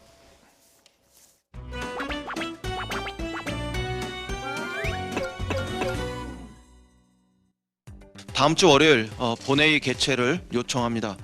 자유한국당의 원내대표 경선 일정을 감안하더라도 본회의를 반드시 열 수 있도록 국회의장님께 간곡히 요청드립니다. 당면한 예산안 처리를 필두로 해서 검찰개혁, 정치개혁 법안 그리고 민식이법, 유치원법을 비롯한 민생 법안들이 함께 상정될 수 있는 기회를 가질 수 있기를 기대합니다. 다음 주 월요일 본회의 개최를 요청합니다. 1년 동안 저희가 의원총회를 다른 때보다 1.5배 했습니다. 그만큼 격동의 1년이었던 것 같고요. 우리 모든 의원님들께서 힘을 합쳐주신 덕분에 자유한국당이 국민들과 함께하는 정당으로 자리매김하는 그런 기반을 만들었다고 생각을 합니다. 앞으로 저희가 남은 아주 중요한 정기국회 마무리가 남아있기 때문에 정말 잘 하실 수 있는 원내대표 당선되셔서 마무리해 주실 것을 기대해 봅니다. 정말 잘 하실 수 있는 원내대표 당선되셔서 마무리해 주실 것을 기대해 봅니다. 청와대와 여당의 검찰 비난이 도를 넘는 것 같습니다. 국회로 검찰까지 불러서 브리핑을 받겠다고 하는 것은 일종의 겁박이고 잘못된 것입니다. 청와대와 여당은 검찰 수사를 지켜보는 것이 마땅하다 이렇게 생각합니다. 국회로 검찰까지 불러서 브리핑을 받겠다고 하는 것은 일종의 겁박이고 잘못된 것입니다.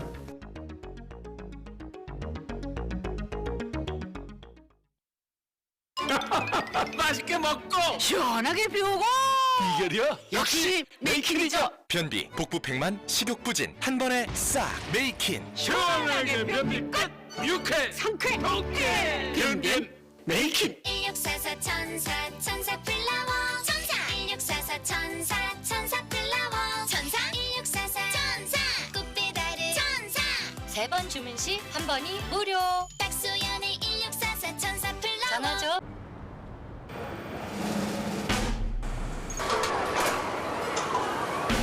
칩박스 가져다 줘.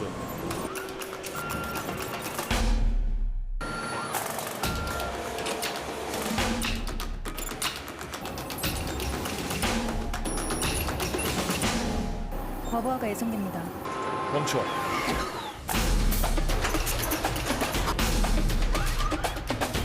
KT5G AI 팩토리. 검찰이 송병기 울산시 부시장을 소환하고 자택과 사무실에 대해 압수수색을 진행하고 있습니다. 검찰은 송 부시장을 상대로 청와대 제보 문건의 정확한 출처와 제보 경위 등을 추궁하고 있습니다.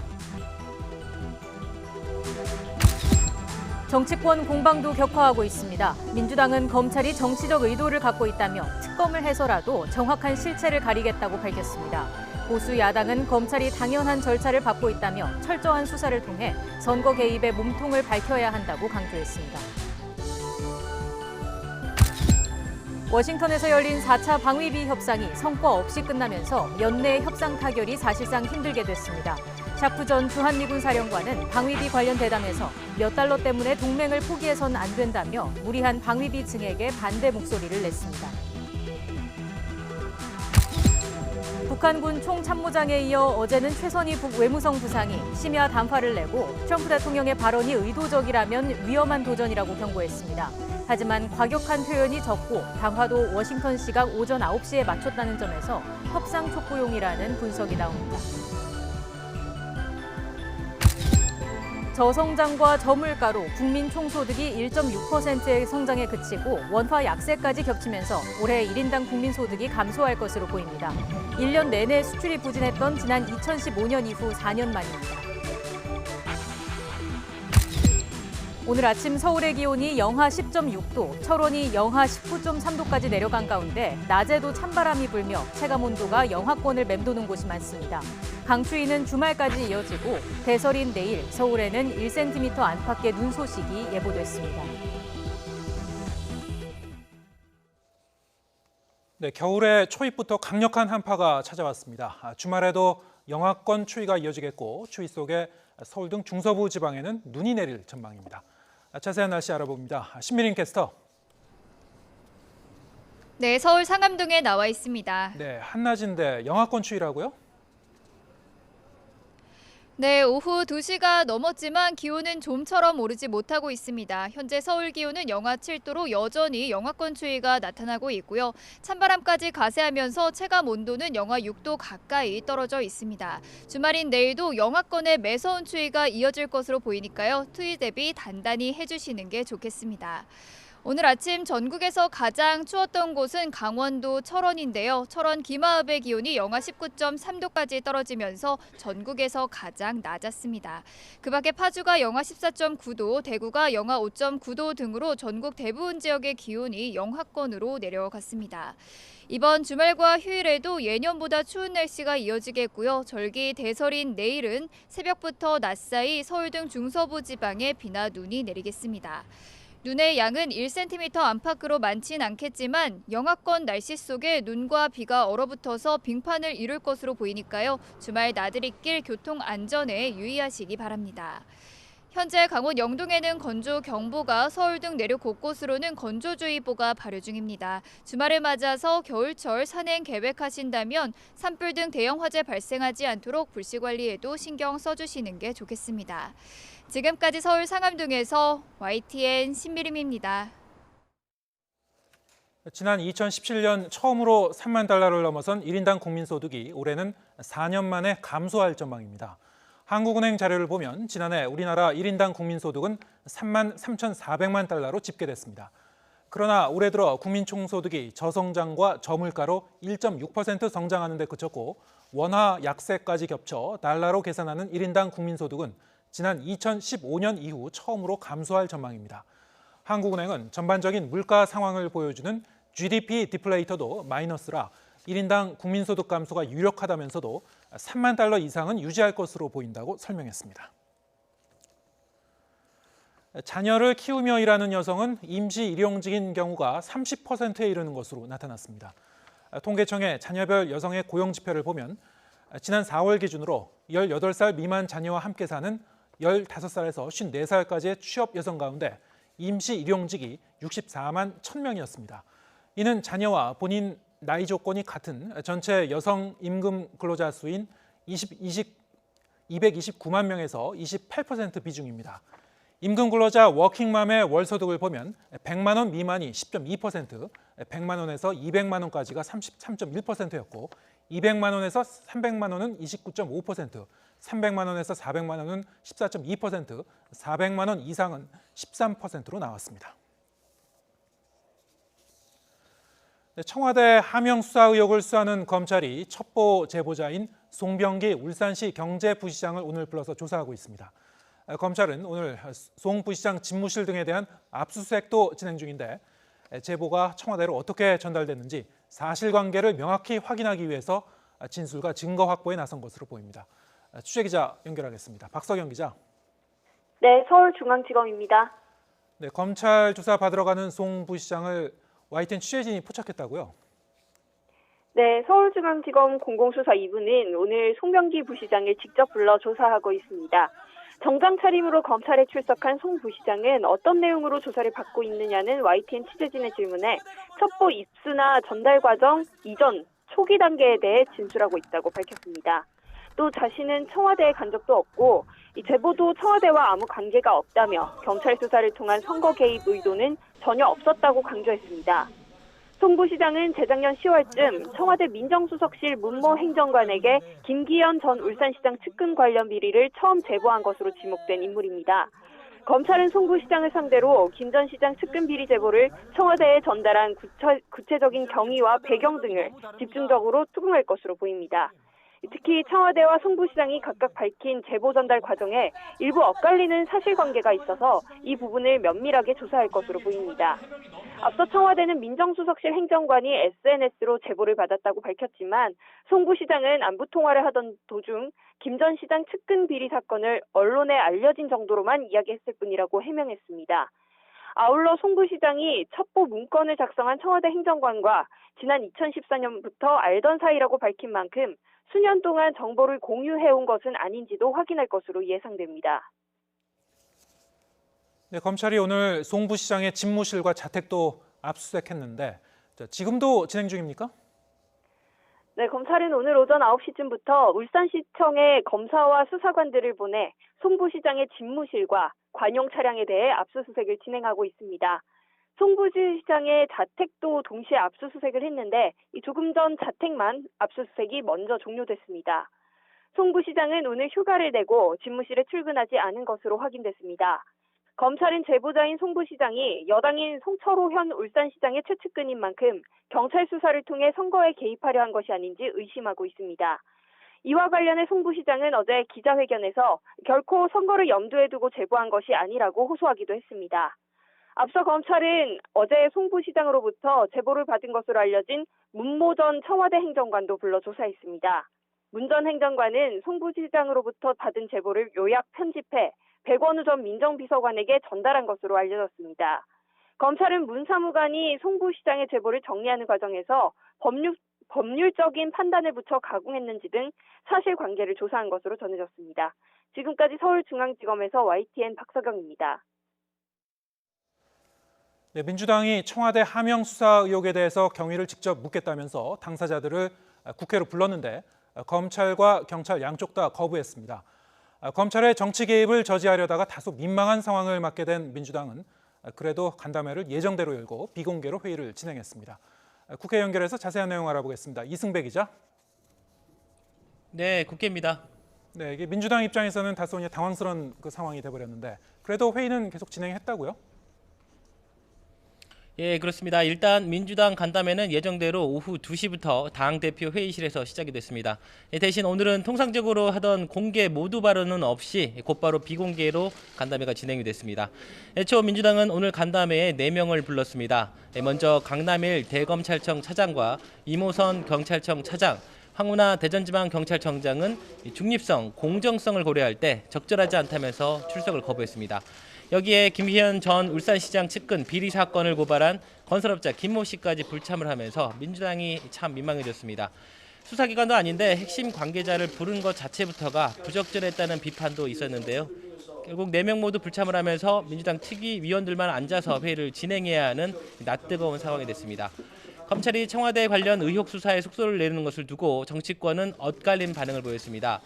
민주당 이해찬 대표는 검찰의 이런 행보는 정치적 의도를 가진 수사라면서 특검을 해서라도 진실을 낱낱이 밝히겠다고 거듭 경고했습니다. 반면 보수 야당은 검찰에 힘을 실었는데요. 자유한국당 김성원 대변인은 이번에 확보한 자료를 근거로 선거 공작 게이트 몸통이 누군지 명명백백히 밝혀내야 한다고 강조를 했고요. 바른미래당 강신업 대변인 역시 선거 부정은 민주주의 근간을 흔드는 사안이라면서 혐의를 낱낱이 밝혀서 법에 따라 엄중히 처벌해달라고 검찰에 당부했습니다. 네, 정기국회 종료가 당장 다음 주 화요일로 다가왔는데 자, 여야 5당이 모인 4+1 협의체 어떻게 돌아가고 있습니까? 4+1 협의체도 바쁘게 돌아가고 있습니다. 어제 회의를 통해서 오는 8일까지 단일안을 만들겠다는 목표를 세웠는데요. 어젯밤 선거제에 대해 국회 밖에서 2시간 정도 비공개로 만났고요. 오늘도 협상은 계속되고 있습니다. 오늘 오전에는 예산안을 놓고 비공개로 회의를 열었는데요. 바른미래당 예결위 간사인 지상욱 의원이 회동 자리를 찾아와서 강하게 비판을 했습니다.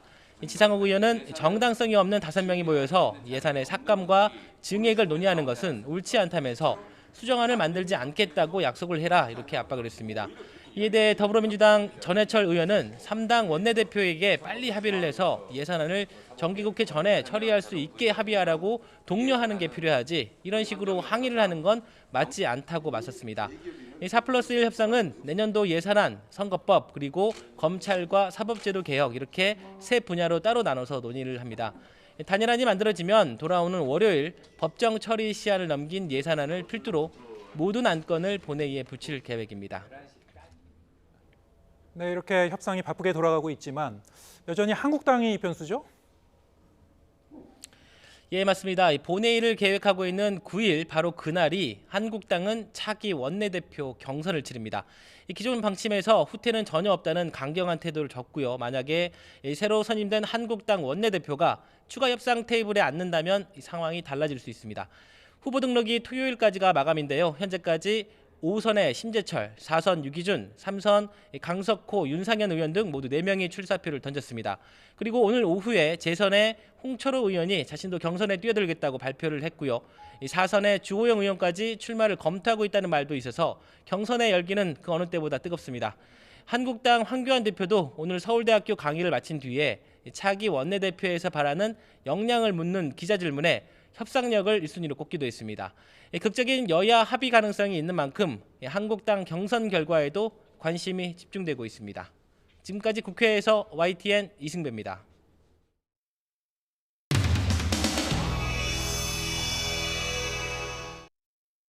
국민들이 지난 1년 동안 인내하며 참고 기다려왔던 유치원 3법도 민식이법을 비롯해 본회의를 열자고 있습니다. 그러나 문무부장입니다. 응답하지 않습니다. 청와대와 더불어민주당이 거짓말로도 진실을 덮을 수가 없으니 수사하는 검찰을 겁박하는 데 총력을 기울이고 있습니다. 법정 처리 시한을 훌쩍 넘긴 내년도 예산은 가장 시급히 처리해 아울러 무더기 필리버스터의 폭거로 가로막혔던 민식이법, 유치원 3법,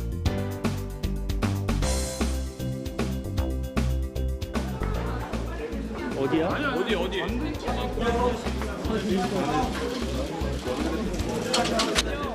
선배 뭐 보여요? 아니야. 그거 아무나 우리 여기서 나온 게 아니고 다른 거 제일 내내 170하고 170쪽이 제일 많이 났어요. 봐봐. 그쪽에서 냄새가 제일 많이 났었는데 이제 바라지 좀 찾을 수가 없습니다.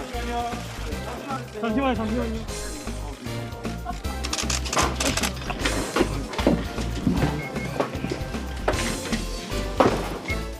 여기 계신 분들한테 물어봐야 돼. 여기서 전기를 뭐 갑자기 합동시켜갖고 그면 되는지. 이쪽에서 부스에서 난 건 아닌 것 같고요. 어디 있는 거야? 어디 계세요? 냄새가 나지. 이게 환풍구에서 뭐가 나온 거야. 환풍구에서. 환풍구가 다 시커매. 유한이 우리 나가는데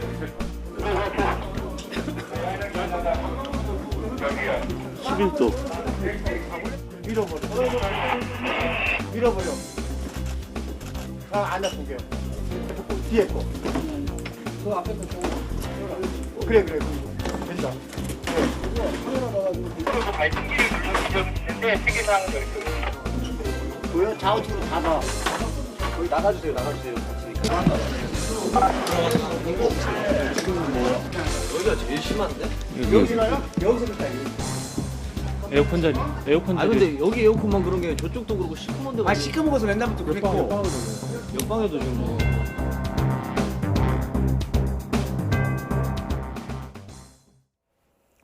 아파트 청약 예비 당첨자 선정 방식이 추첨제에서 가점제로 바뀝니다. 국토교통부는 오늘부터 예비 당첨자 선정 방식을 개선하고 후분양 조건을 강화하는 내용이 담긴 주택 공급에 관한 규칙이 시행됐다고 밝혔습니다. 그동안 전체 신청자가 예비 당첨자 선정 총수에 미달하면 추첨으로 예비 당첨자를 선정했는데 청약 가점이 높은 신청자가 낮은 사람보다 후순위로 밀리는 이른바 청약 복불복 사례가 나타나는 게 문제였습니다. 이로 인해 추첨을 없애고 청약 신청자 수와 관계없이 가점이 높은 순으로 예비 당첨자를 선정하도록 규칙을 바꿨습니다. 이와 함께 후분양 아파트는 골조 공사를 완전히 마친 후에야 입주자 모집을 할 수 있도록 규제를 강화합니다. 공사 과정에서 생길 수 있는 시행사 부도와 파산 위험이 상대적으로 줄어들고 주택 일조권이나 동별 간격 등 더 많은 정보를 확인하고 청약을 결정할 수 있게 된 겁니다. 국토부는 앞으로도 시장 상황을 봐가면서 무주택 실수요자 중심의 청약 제도로 운영하겠다고 덧붙였습니다. 공공기관을 중심으로 내년 2월까지 차량 2부제가 시행됩니다. 겨울철 국민 건강을 위협하는 초미세먼지를 줄이기 위한 정책입니다. 이런 가운데 초미세먼지 측정기의 정확도를 높일 수 있는 기술이 개발됐습니다. 이정우 기자입니다. 미세먼지가 건강을 위협하면서 매일 수치를 살펴보는 게 일상이 됐습니다. 특히 초미세먼지는 PM2.5, 즉 지름 2.5 마이크로미터 이하의 아주 작은 먼지로 코나 기관지에서 잘 걸러지지 않아 각종 질병의 원인이 되고 있습니다. 국내 연구진이 초미세먼지 측정기의 정확도를 높일 수 있는 새로운 성능 평가 시스템을 개발했습니다. 기존에는 평가할 수 있는 시스템이 없었습니다. 국내에서. 그래서 저희가 최초로 입경 초미세먼지 입경 분리 장치를 실제 먼지를 이용해서 평가할 수 있는 시스템을 저희가 개발했습니다. 전국에 설치된 초미세먼지 국가 측정망은 300여 곳. 이번에 개발한 초미세먼지 측정 시스템으로 실시간 전달하는 초미세먼지 농도가 정확한지 평가할 수 있게 됐습니다. 초미세먼지의 측정 정확도를 한 단계 끌어올린 이 기술은 측정 장비의 국산화는 물론 수출 전망도 아주 밝습니다. 초미세먼지 입자를 분리하는 분립장치 효율이 세계 최고 수준이라고 설명했습니다. 국민들이 일상에서 접하는 초미세먼지 농도 수치를 더욱 믿을 수 있고 기술 지원을 통해 외산 장비에 의존하던 초미세먼지 측정기의 국산화에도 기여하고 있습니다. 미세먼지가 환경 공해를 넘어 건강을 위협하는 상황에서 이를 정확히 측정해 평가하는 기술이 국민 건강을 지키는 바로미터 역할을 할 것으로 보입니다. YTN 이정우입니다. VR이나 AR처럼 가상의 이미지와 현실이 만나서 현실감을 높인 영상을 실감 콘텐츠라고 부릅니다. 국내 기술로 만든 실감 콘텐츠가 한자리에 모였습니다. 기정훈 기자가 소개합니다. VR 기술이 모래놀이 속으로 들어왔습니다. 모래를 휘저 한 대 모으면 산이 되고 꼭대기에서 한 줌 덜어내면 화산이 터집니다.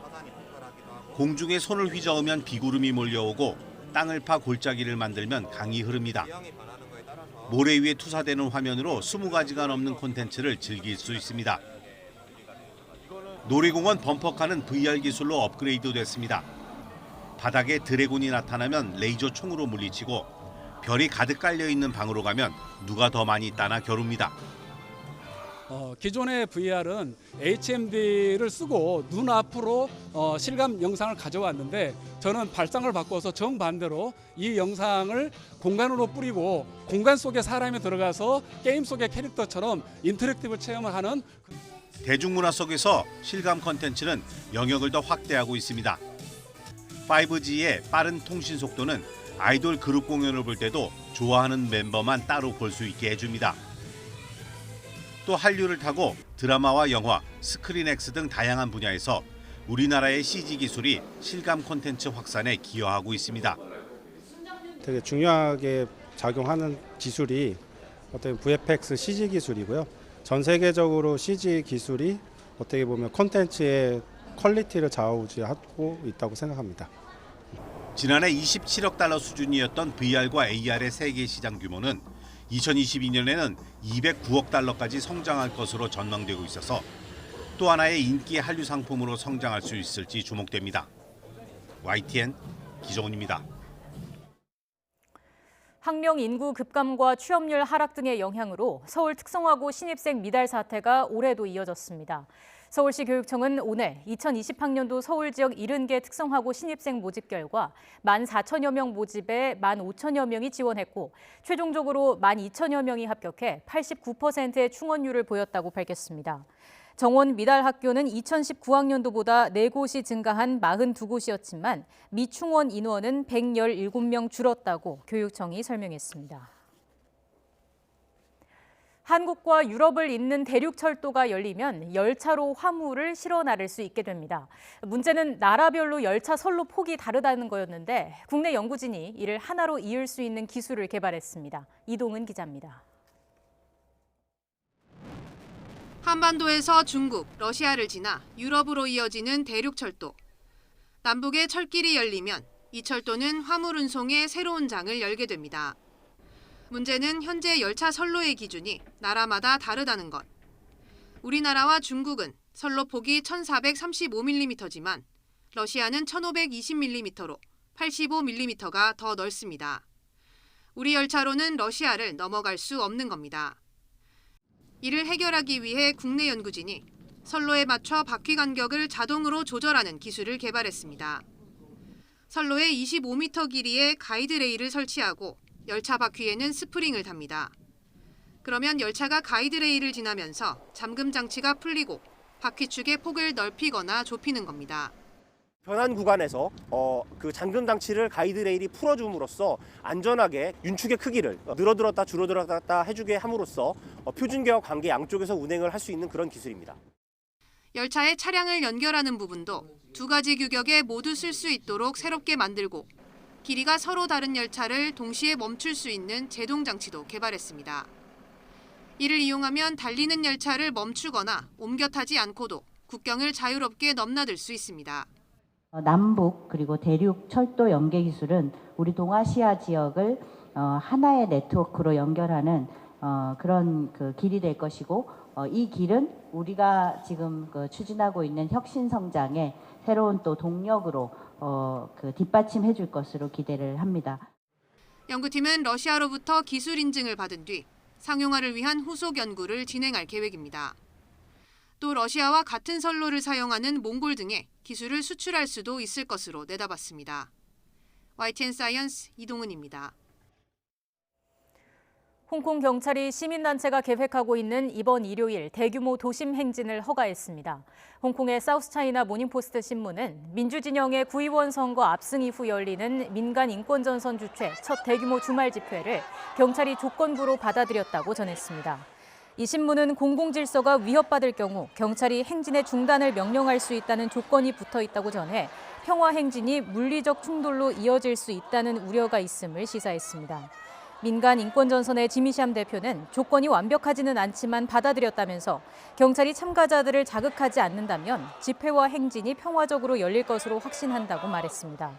사우스차이나 모닝포스트 신문은 이번 일요일 집회는 낮 12시 빅토리아 공원에서 열리고 오후 3시부터 행진이 시작되며 밤 10시까지 시위를 마치도록 돼 있다고 덧붙였습니다.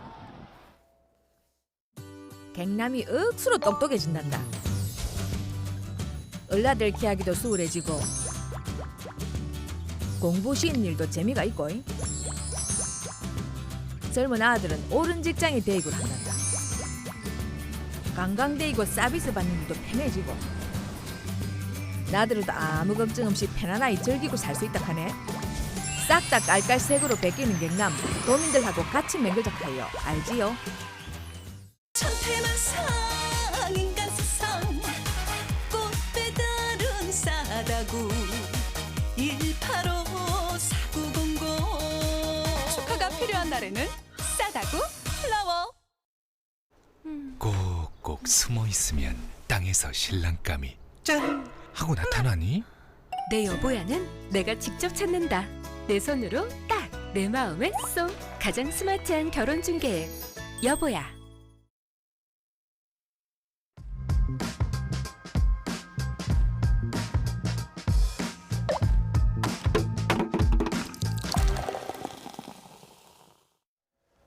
네, 강력한 군사 동맹인 북대서양 조약기구 나토가 창설 70주년을 맞아 영국 런던에서 정상회의를 갖고 공동선언을 채택했습니다. 하지만 트럼프 미국 대통령의 방위비 분담금 증액 등 나토 내부의 불화가 곳곳에서 드러나기도 했습니다. 나토는 미국의 방위비 부담을 줄여줬습니다. 이로 인해 한미 방위비 협상에 대한 우려의 목소리가 나오고 있습니다.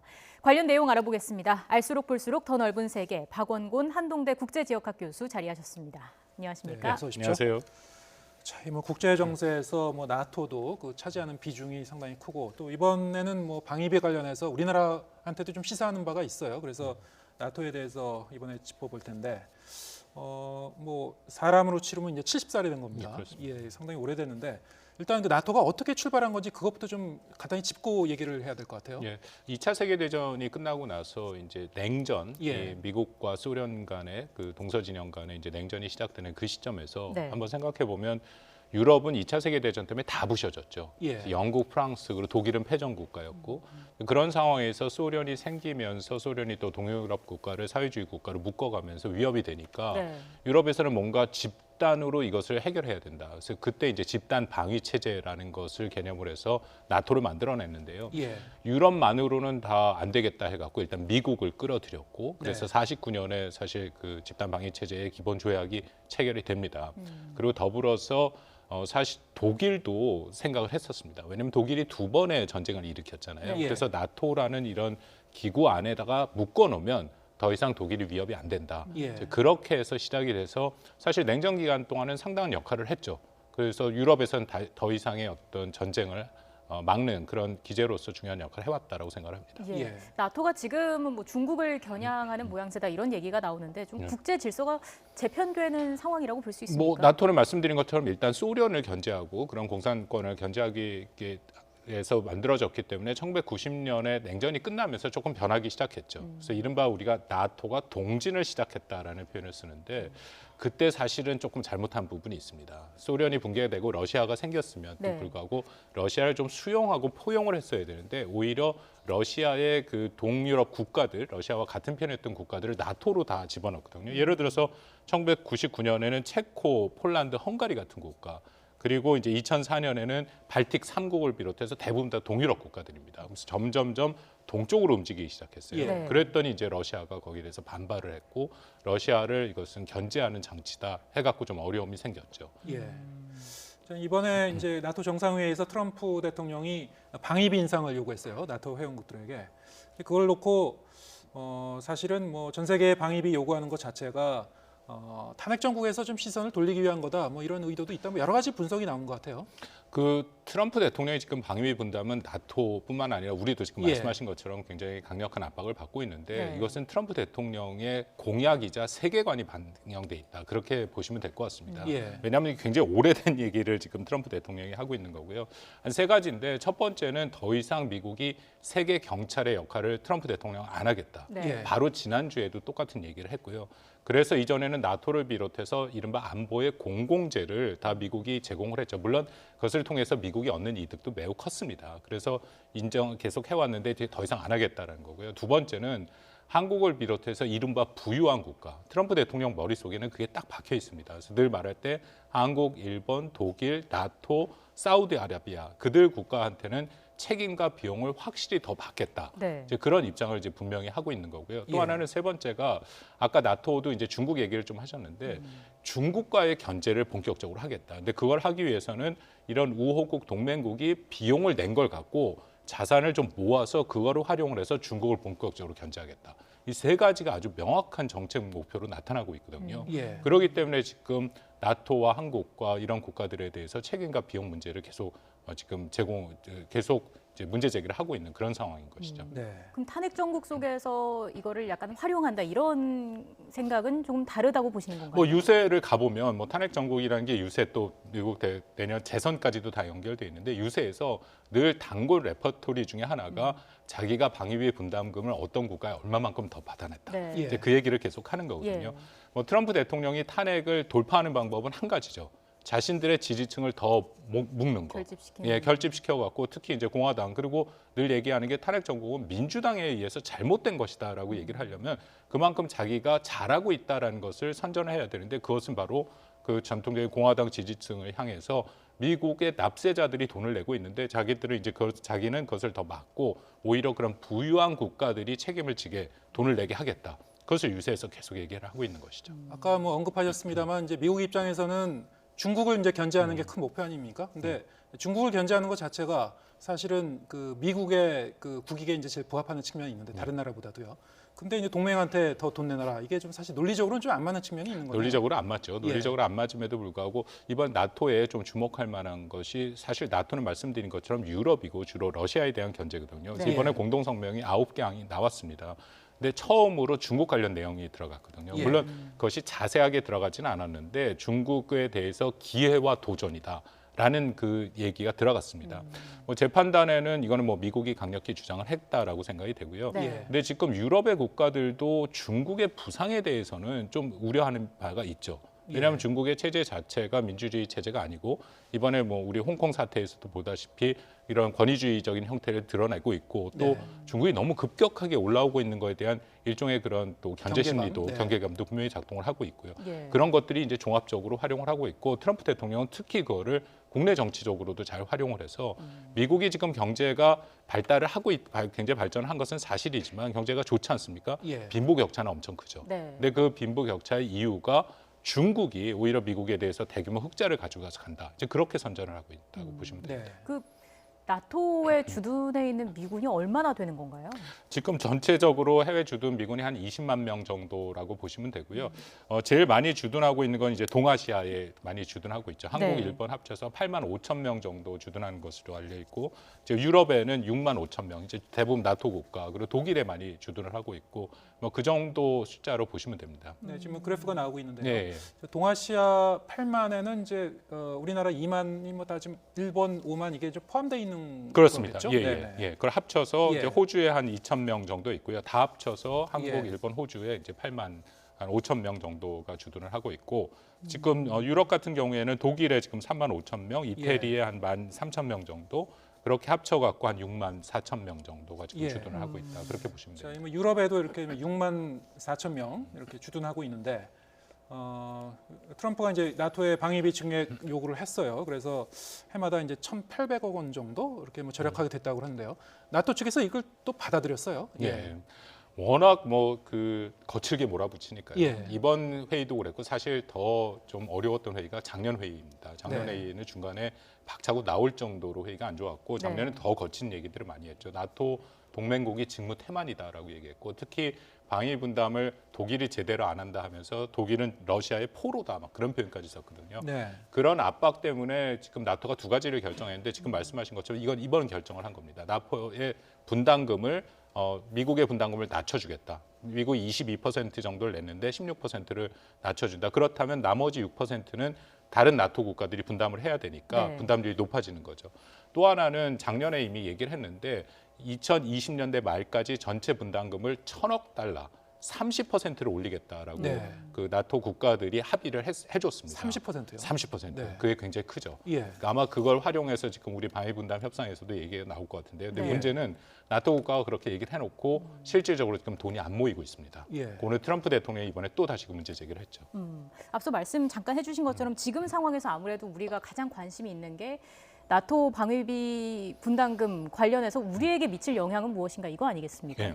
어떻게 보세요? 뭐 이거는 나토뿐만 아니라 한국, 앞으로 일본 전체 다 영향을 준다라고 하고요. 이번에 특히 좀 우려가 되는 게 뭐 이미 어느 정도 예상을 했습니다만 트럼프 대통령이 나토를 계속 몰아붙이면서 일단 나토의 방위비 분담금은 그러니까 각국의 방위를 2%로 올려라. 그것은 사실 나토 국가들이 2014년에 약속을 했던 것입니다. 네. 2024년까지 2%로 다 올리기로 했는데 현재까지 8개 국가만 2%를 맞춘 거거든요. 그러니까 계속 거칠게 얘기를 했고요. 근데 거기서 지금 주목할 만한 게 트럼프 대통령이 무슨 얘기를 했냐면 만약에 방위비 분담을 안 올리면 그러니까 유럽이 지금 미국한테 무역 흑자를 보고 있지 않습니까? 네. 흑자를 줄여라. 그러면서 미국은 어떻게든지 받아내겠다. 그러니까 무역의 흑자를 줄여서 미국한테 이득이 되거나 아니면 그쪽에서 방위 분담을 올리는 방법을 하겠다. 근데 그 한국에도 지금 그대로 적용이 되는 있는 거거든요. 네. 그러니까 방위 분담 협상 2차에서 이런 얘기가 이미 나왔다라고 얘기를 하는데 예. 우리가 뭐 사실 기여하는 게 많지 않습니까? 기여하는 그렇죠. 걸 다 얘기를 했고 특히 미국산 무기를 우리가 많이 수입을 했는데 그런 예. 통계를 미국 측에 제공을 했더니 미국이 하는 얘기가 한국이 미국한테 수출해서 받고 있는 자동차 수출 흑자가 얼마냐. 이게 아주 전형적인 경제 민족주의거든요. 네. 지금 트럼프 대통령이 그걸 활용했고 이번에 나토를 압박하면서 분명하게 그 얘기를 했기 때문에 한국한테도 비슷한 압박을 할 가능성이 매우 높다고 생각합니다. 좀 하여튼 뭐 우리로서는 참고할 수밖에 없겠네요. 예. 자, 근데 트럼프 대통령이 이렇게 좀 거세게 이제 밀어붙이다 보니까 나토 회원국들 사이에서도 이제 분위기가 별로 좋지는 않은 것 같아요. 이번에 나온 이제 뉴스를 보면은 사실 이제 외교 무대에서는 꽤 흔하게 보기 힘든 그런 그 광경이 나왔죠. 네, 트럼프 험담으로 추정되는 영상이 공개되기도 했습니다. 트루도 이제 캐나다 총리가 말하자면 이제 뒷담화를 한 거죠. 예, 트럼프 대통령에 대해서 이제 이게 뭐 트럼프 대통령은 가짜 뉴스라고 하긴 했는데. 예, 어떻습니까? 그 나토 내에서 미국의 입지가 점점 뭐 줄어들고 있는 건가요? 뭐 특히 트럼프 대통령이 이렇게 거칠게 요구를 하니까 네. 당연히 나토에서 전체적인 분위기가 좋지는 않죠. 네. 말씀드린 것처럼 작년에는 중간에 나왔고요. 하루 남았는데 이번에도 그런 일 때문에 기자회견도 안 하고 그렇게 예. 떠났고 그리고 매번 나토 정상들을 앉혀놓고 굉장히 거친 표현들을 쏟아냈거든요. 네. 그러니까 전반적으로 지금 나토의 분위기가 격양돼 있는 것은 사실입니다. 특히 나토 국가 중에 미국이랑은 역사적으로 좀 각을 세우면서 자주적인 노선을 하려고 하는 프랑스가 지금 나오고 있죠. 예. 마크롱 대통령 자체도 젊고 늘 그런 좀 독립적인 그런 정책을 하고 있기 때문에 지금 프랑스가 중심으로 돼서 거의 그 뇌사 상태라는 얘기까지 했습니다. 뇌사 과연 상태. 나토를 예. 이렇게 나토를 이대로 끌고 가는 것이 맞느냐? 네. 예. 지도십이 부재하다. 그러니까 이것은 지도력이 부재하다. 이것은 뭐 미국이 제대로 지도력을 안 하고 있고 또 터키가 나토 국가거든요. 그렇죠. 근데 예, 터키가 지난번에 크루드족 사건도 예, 있고 그렇기 때문에 과연 나토가 필요한가라는 것에 대해서 계속 문제 제기는 있다라고 보시면 됩니다. 그런 문제 제기에 대해서는 어떻게 생각하시는지요? 뭐 문제 제기는 당연히 있죠. 근데 이것이 우리가 좀 넓게 봐야 되는 게 트럼프 대통령이 기 때문에 지금 이런 문제가 많이 생긴 거거든요. 그래서 내년에 지금 대선에 대해서 굉장히 많은 국가, 한국도 마찬가지입니다만 과연 트럼프가 다시 재선이 될까? 네. 물론 재선이 되더라도 되든 안 되든 상관없이 미국의 큰 방향은 정해졌습니다. 뭐 나토를 비롯해서 한국을 모든 국가들한테 책임과 비용을 좀 더 내라고 하긴 하겠죠. 그렇지만 트럼프 대통령의 이런 거친 방식이라든지 아니면 이 합리적이지 않은 방법은 아닐 거다라는 예. 판단들을 하고 있기 때문에 나토도 조금 지금 상황을 관망하고 있다. 일단 그렇게 보시면 될 것 같습니다. 네. 그리고 더불어서 지금 뭐 유럽의 상황이 잘 아시지만 보리스 예. 존슨 영국은 브렉시트에 다 묶여 있고요. 그렇죠. 독일의 메르켈 총리는 지금 뭐 레임덕에 빠져 있고 그렇죠. 네. 그러니까 유럽 자체가 지금 어려운 상황이죠. 예. 좀 나토가 이제 이렇게 굴러가는 모습을 보면은 내부적으로는 좀 이런 뭐 일부 그 갈등도 있고 이러면서도 이제 사실 70주년이 됐단 말이죠. 여전히 이제 국제 정세에서는 상당히 좀 영향력을 이제 행사하고 있는 거고요. 어떻습니까? 이제 동아시아에서 보면은 뭐 나토하고 유사한 어떤 비슷한 어떤 군사적 성격의 공동체를 만들 수 있는 뭐 그런 가능성이 있는 건가요? 미래는? 그 나토가 아까 잠깐 말씀을 드렸습니다만 탈냉전에 좀 성격을 잘 변화시켰으면 오히려 더 효과적인 기제가 될 수 있었다라고 얘기를 했었거든요. 왜냐하면 예. 나토가 군사 동맹체입니다. 근데 예. 군사 동맹체의 군사적인 위협이 줄어들었기 때문에 좀 정치적인, 수용적이고 포괄적인 정치 공동체로 발전을 시켜서 러시아도 좀 끌어들이고 했으면 훨씬 더 효율적이고 효과적이고 사실 지금 트럼프 대통령의 이런 압박도 덜 받을 수 있었죠. 네. 그런 면에서 뭐 우리 동아시아에도 우리가 사는 이곳에도 그런 얘기들을 많이 했죠. 우리가 어떻게든지 공동체를 만들어라. 한중일 간에 서로 간에 어떤 갈등이 있으니까 그런 공동체를 만들어가면 그 안에서 문제를 해결할 수 있지 않을까 했는데 사실상 그런 노력을 안 한 건 아닙니다. 지금 12월 달에 한중일 정상회의가 있죠. 그러니까 그런 식으로 조금 노력을 해왔는데 여전히 동북아시아에는 역사적인 문제, 그렇죠. 민족주의 문제, 영토의 문제 그런 것이 해결이 안 됐고 더군다나 가장 큰 것은 중국과 체제가 다르지 않습니까? 그런 그 한계가 있어서 공동체가 만들어지기가 굉장히 어렵다라고들 많이 생각합니다. 예, 뭐 나토의 이제 탄생을 보면은 그 처음부터 지금까지도 나토에서 미국이 차지하는 지분이 여전히 큰 것 같고요. 예, 그래서 미국이 상당히 좌지우지하는 부분이 많은 것 같은데 뭐 동아시아에서 뭐 비슷한 그런 기구를 논의한다고 하더라도 뭐 중국과 미국 사이에 또 이런 미묘한 갈등이 계속되니까 쉽지는 않을 것 같습니다. 예. 그러니까 더 좀 노력은 필요하죠. 그 예. 포괄적 수용적으로 해서 사실 중국과 러시아뿐만 아니라 이제 미국을 다 포함하는 어떤 공동체가 된다면 그 안에서 논의가 이루어질 수 있으면 가장 이상적이죠. 근데 워낙 국가 간에 서로 이해가 다르기 때문에 그것은 쉽지 않다라고 생각합니다. 조율하는 게 쉽지는 않지만은 미래에는 충분히 공론화할 만한 그 방향으로 노력은 분명히 해가야 된다라는 걸 동의합니다. 알겠습니다.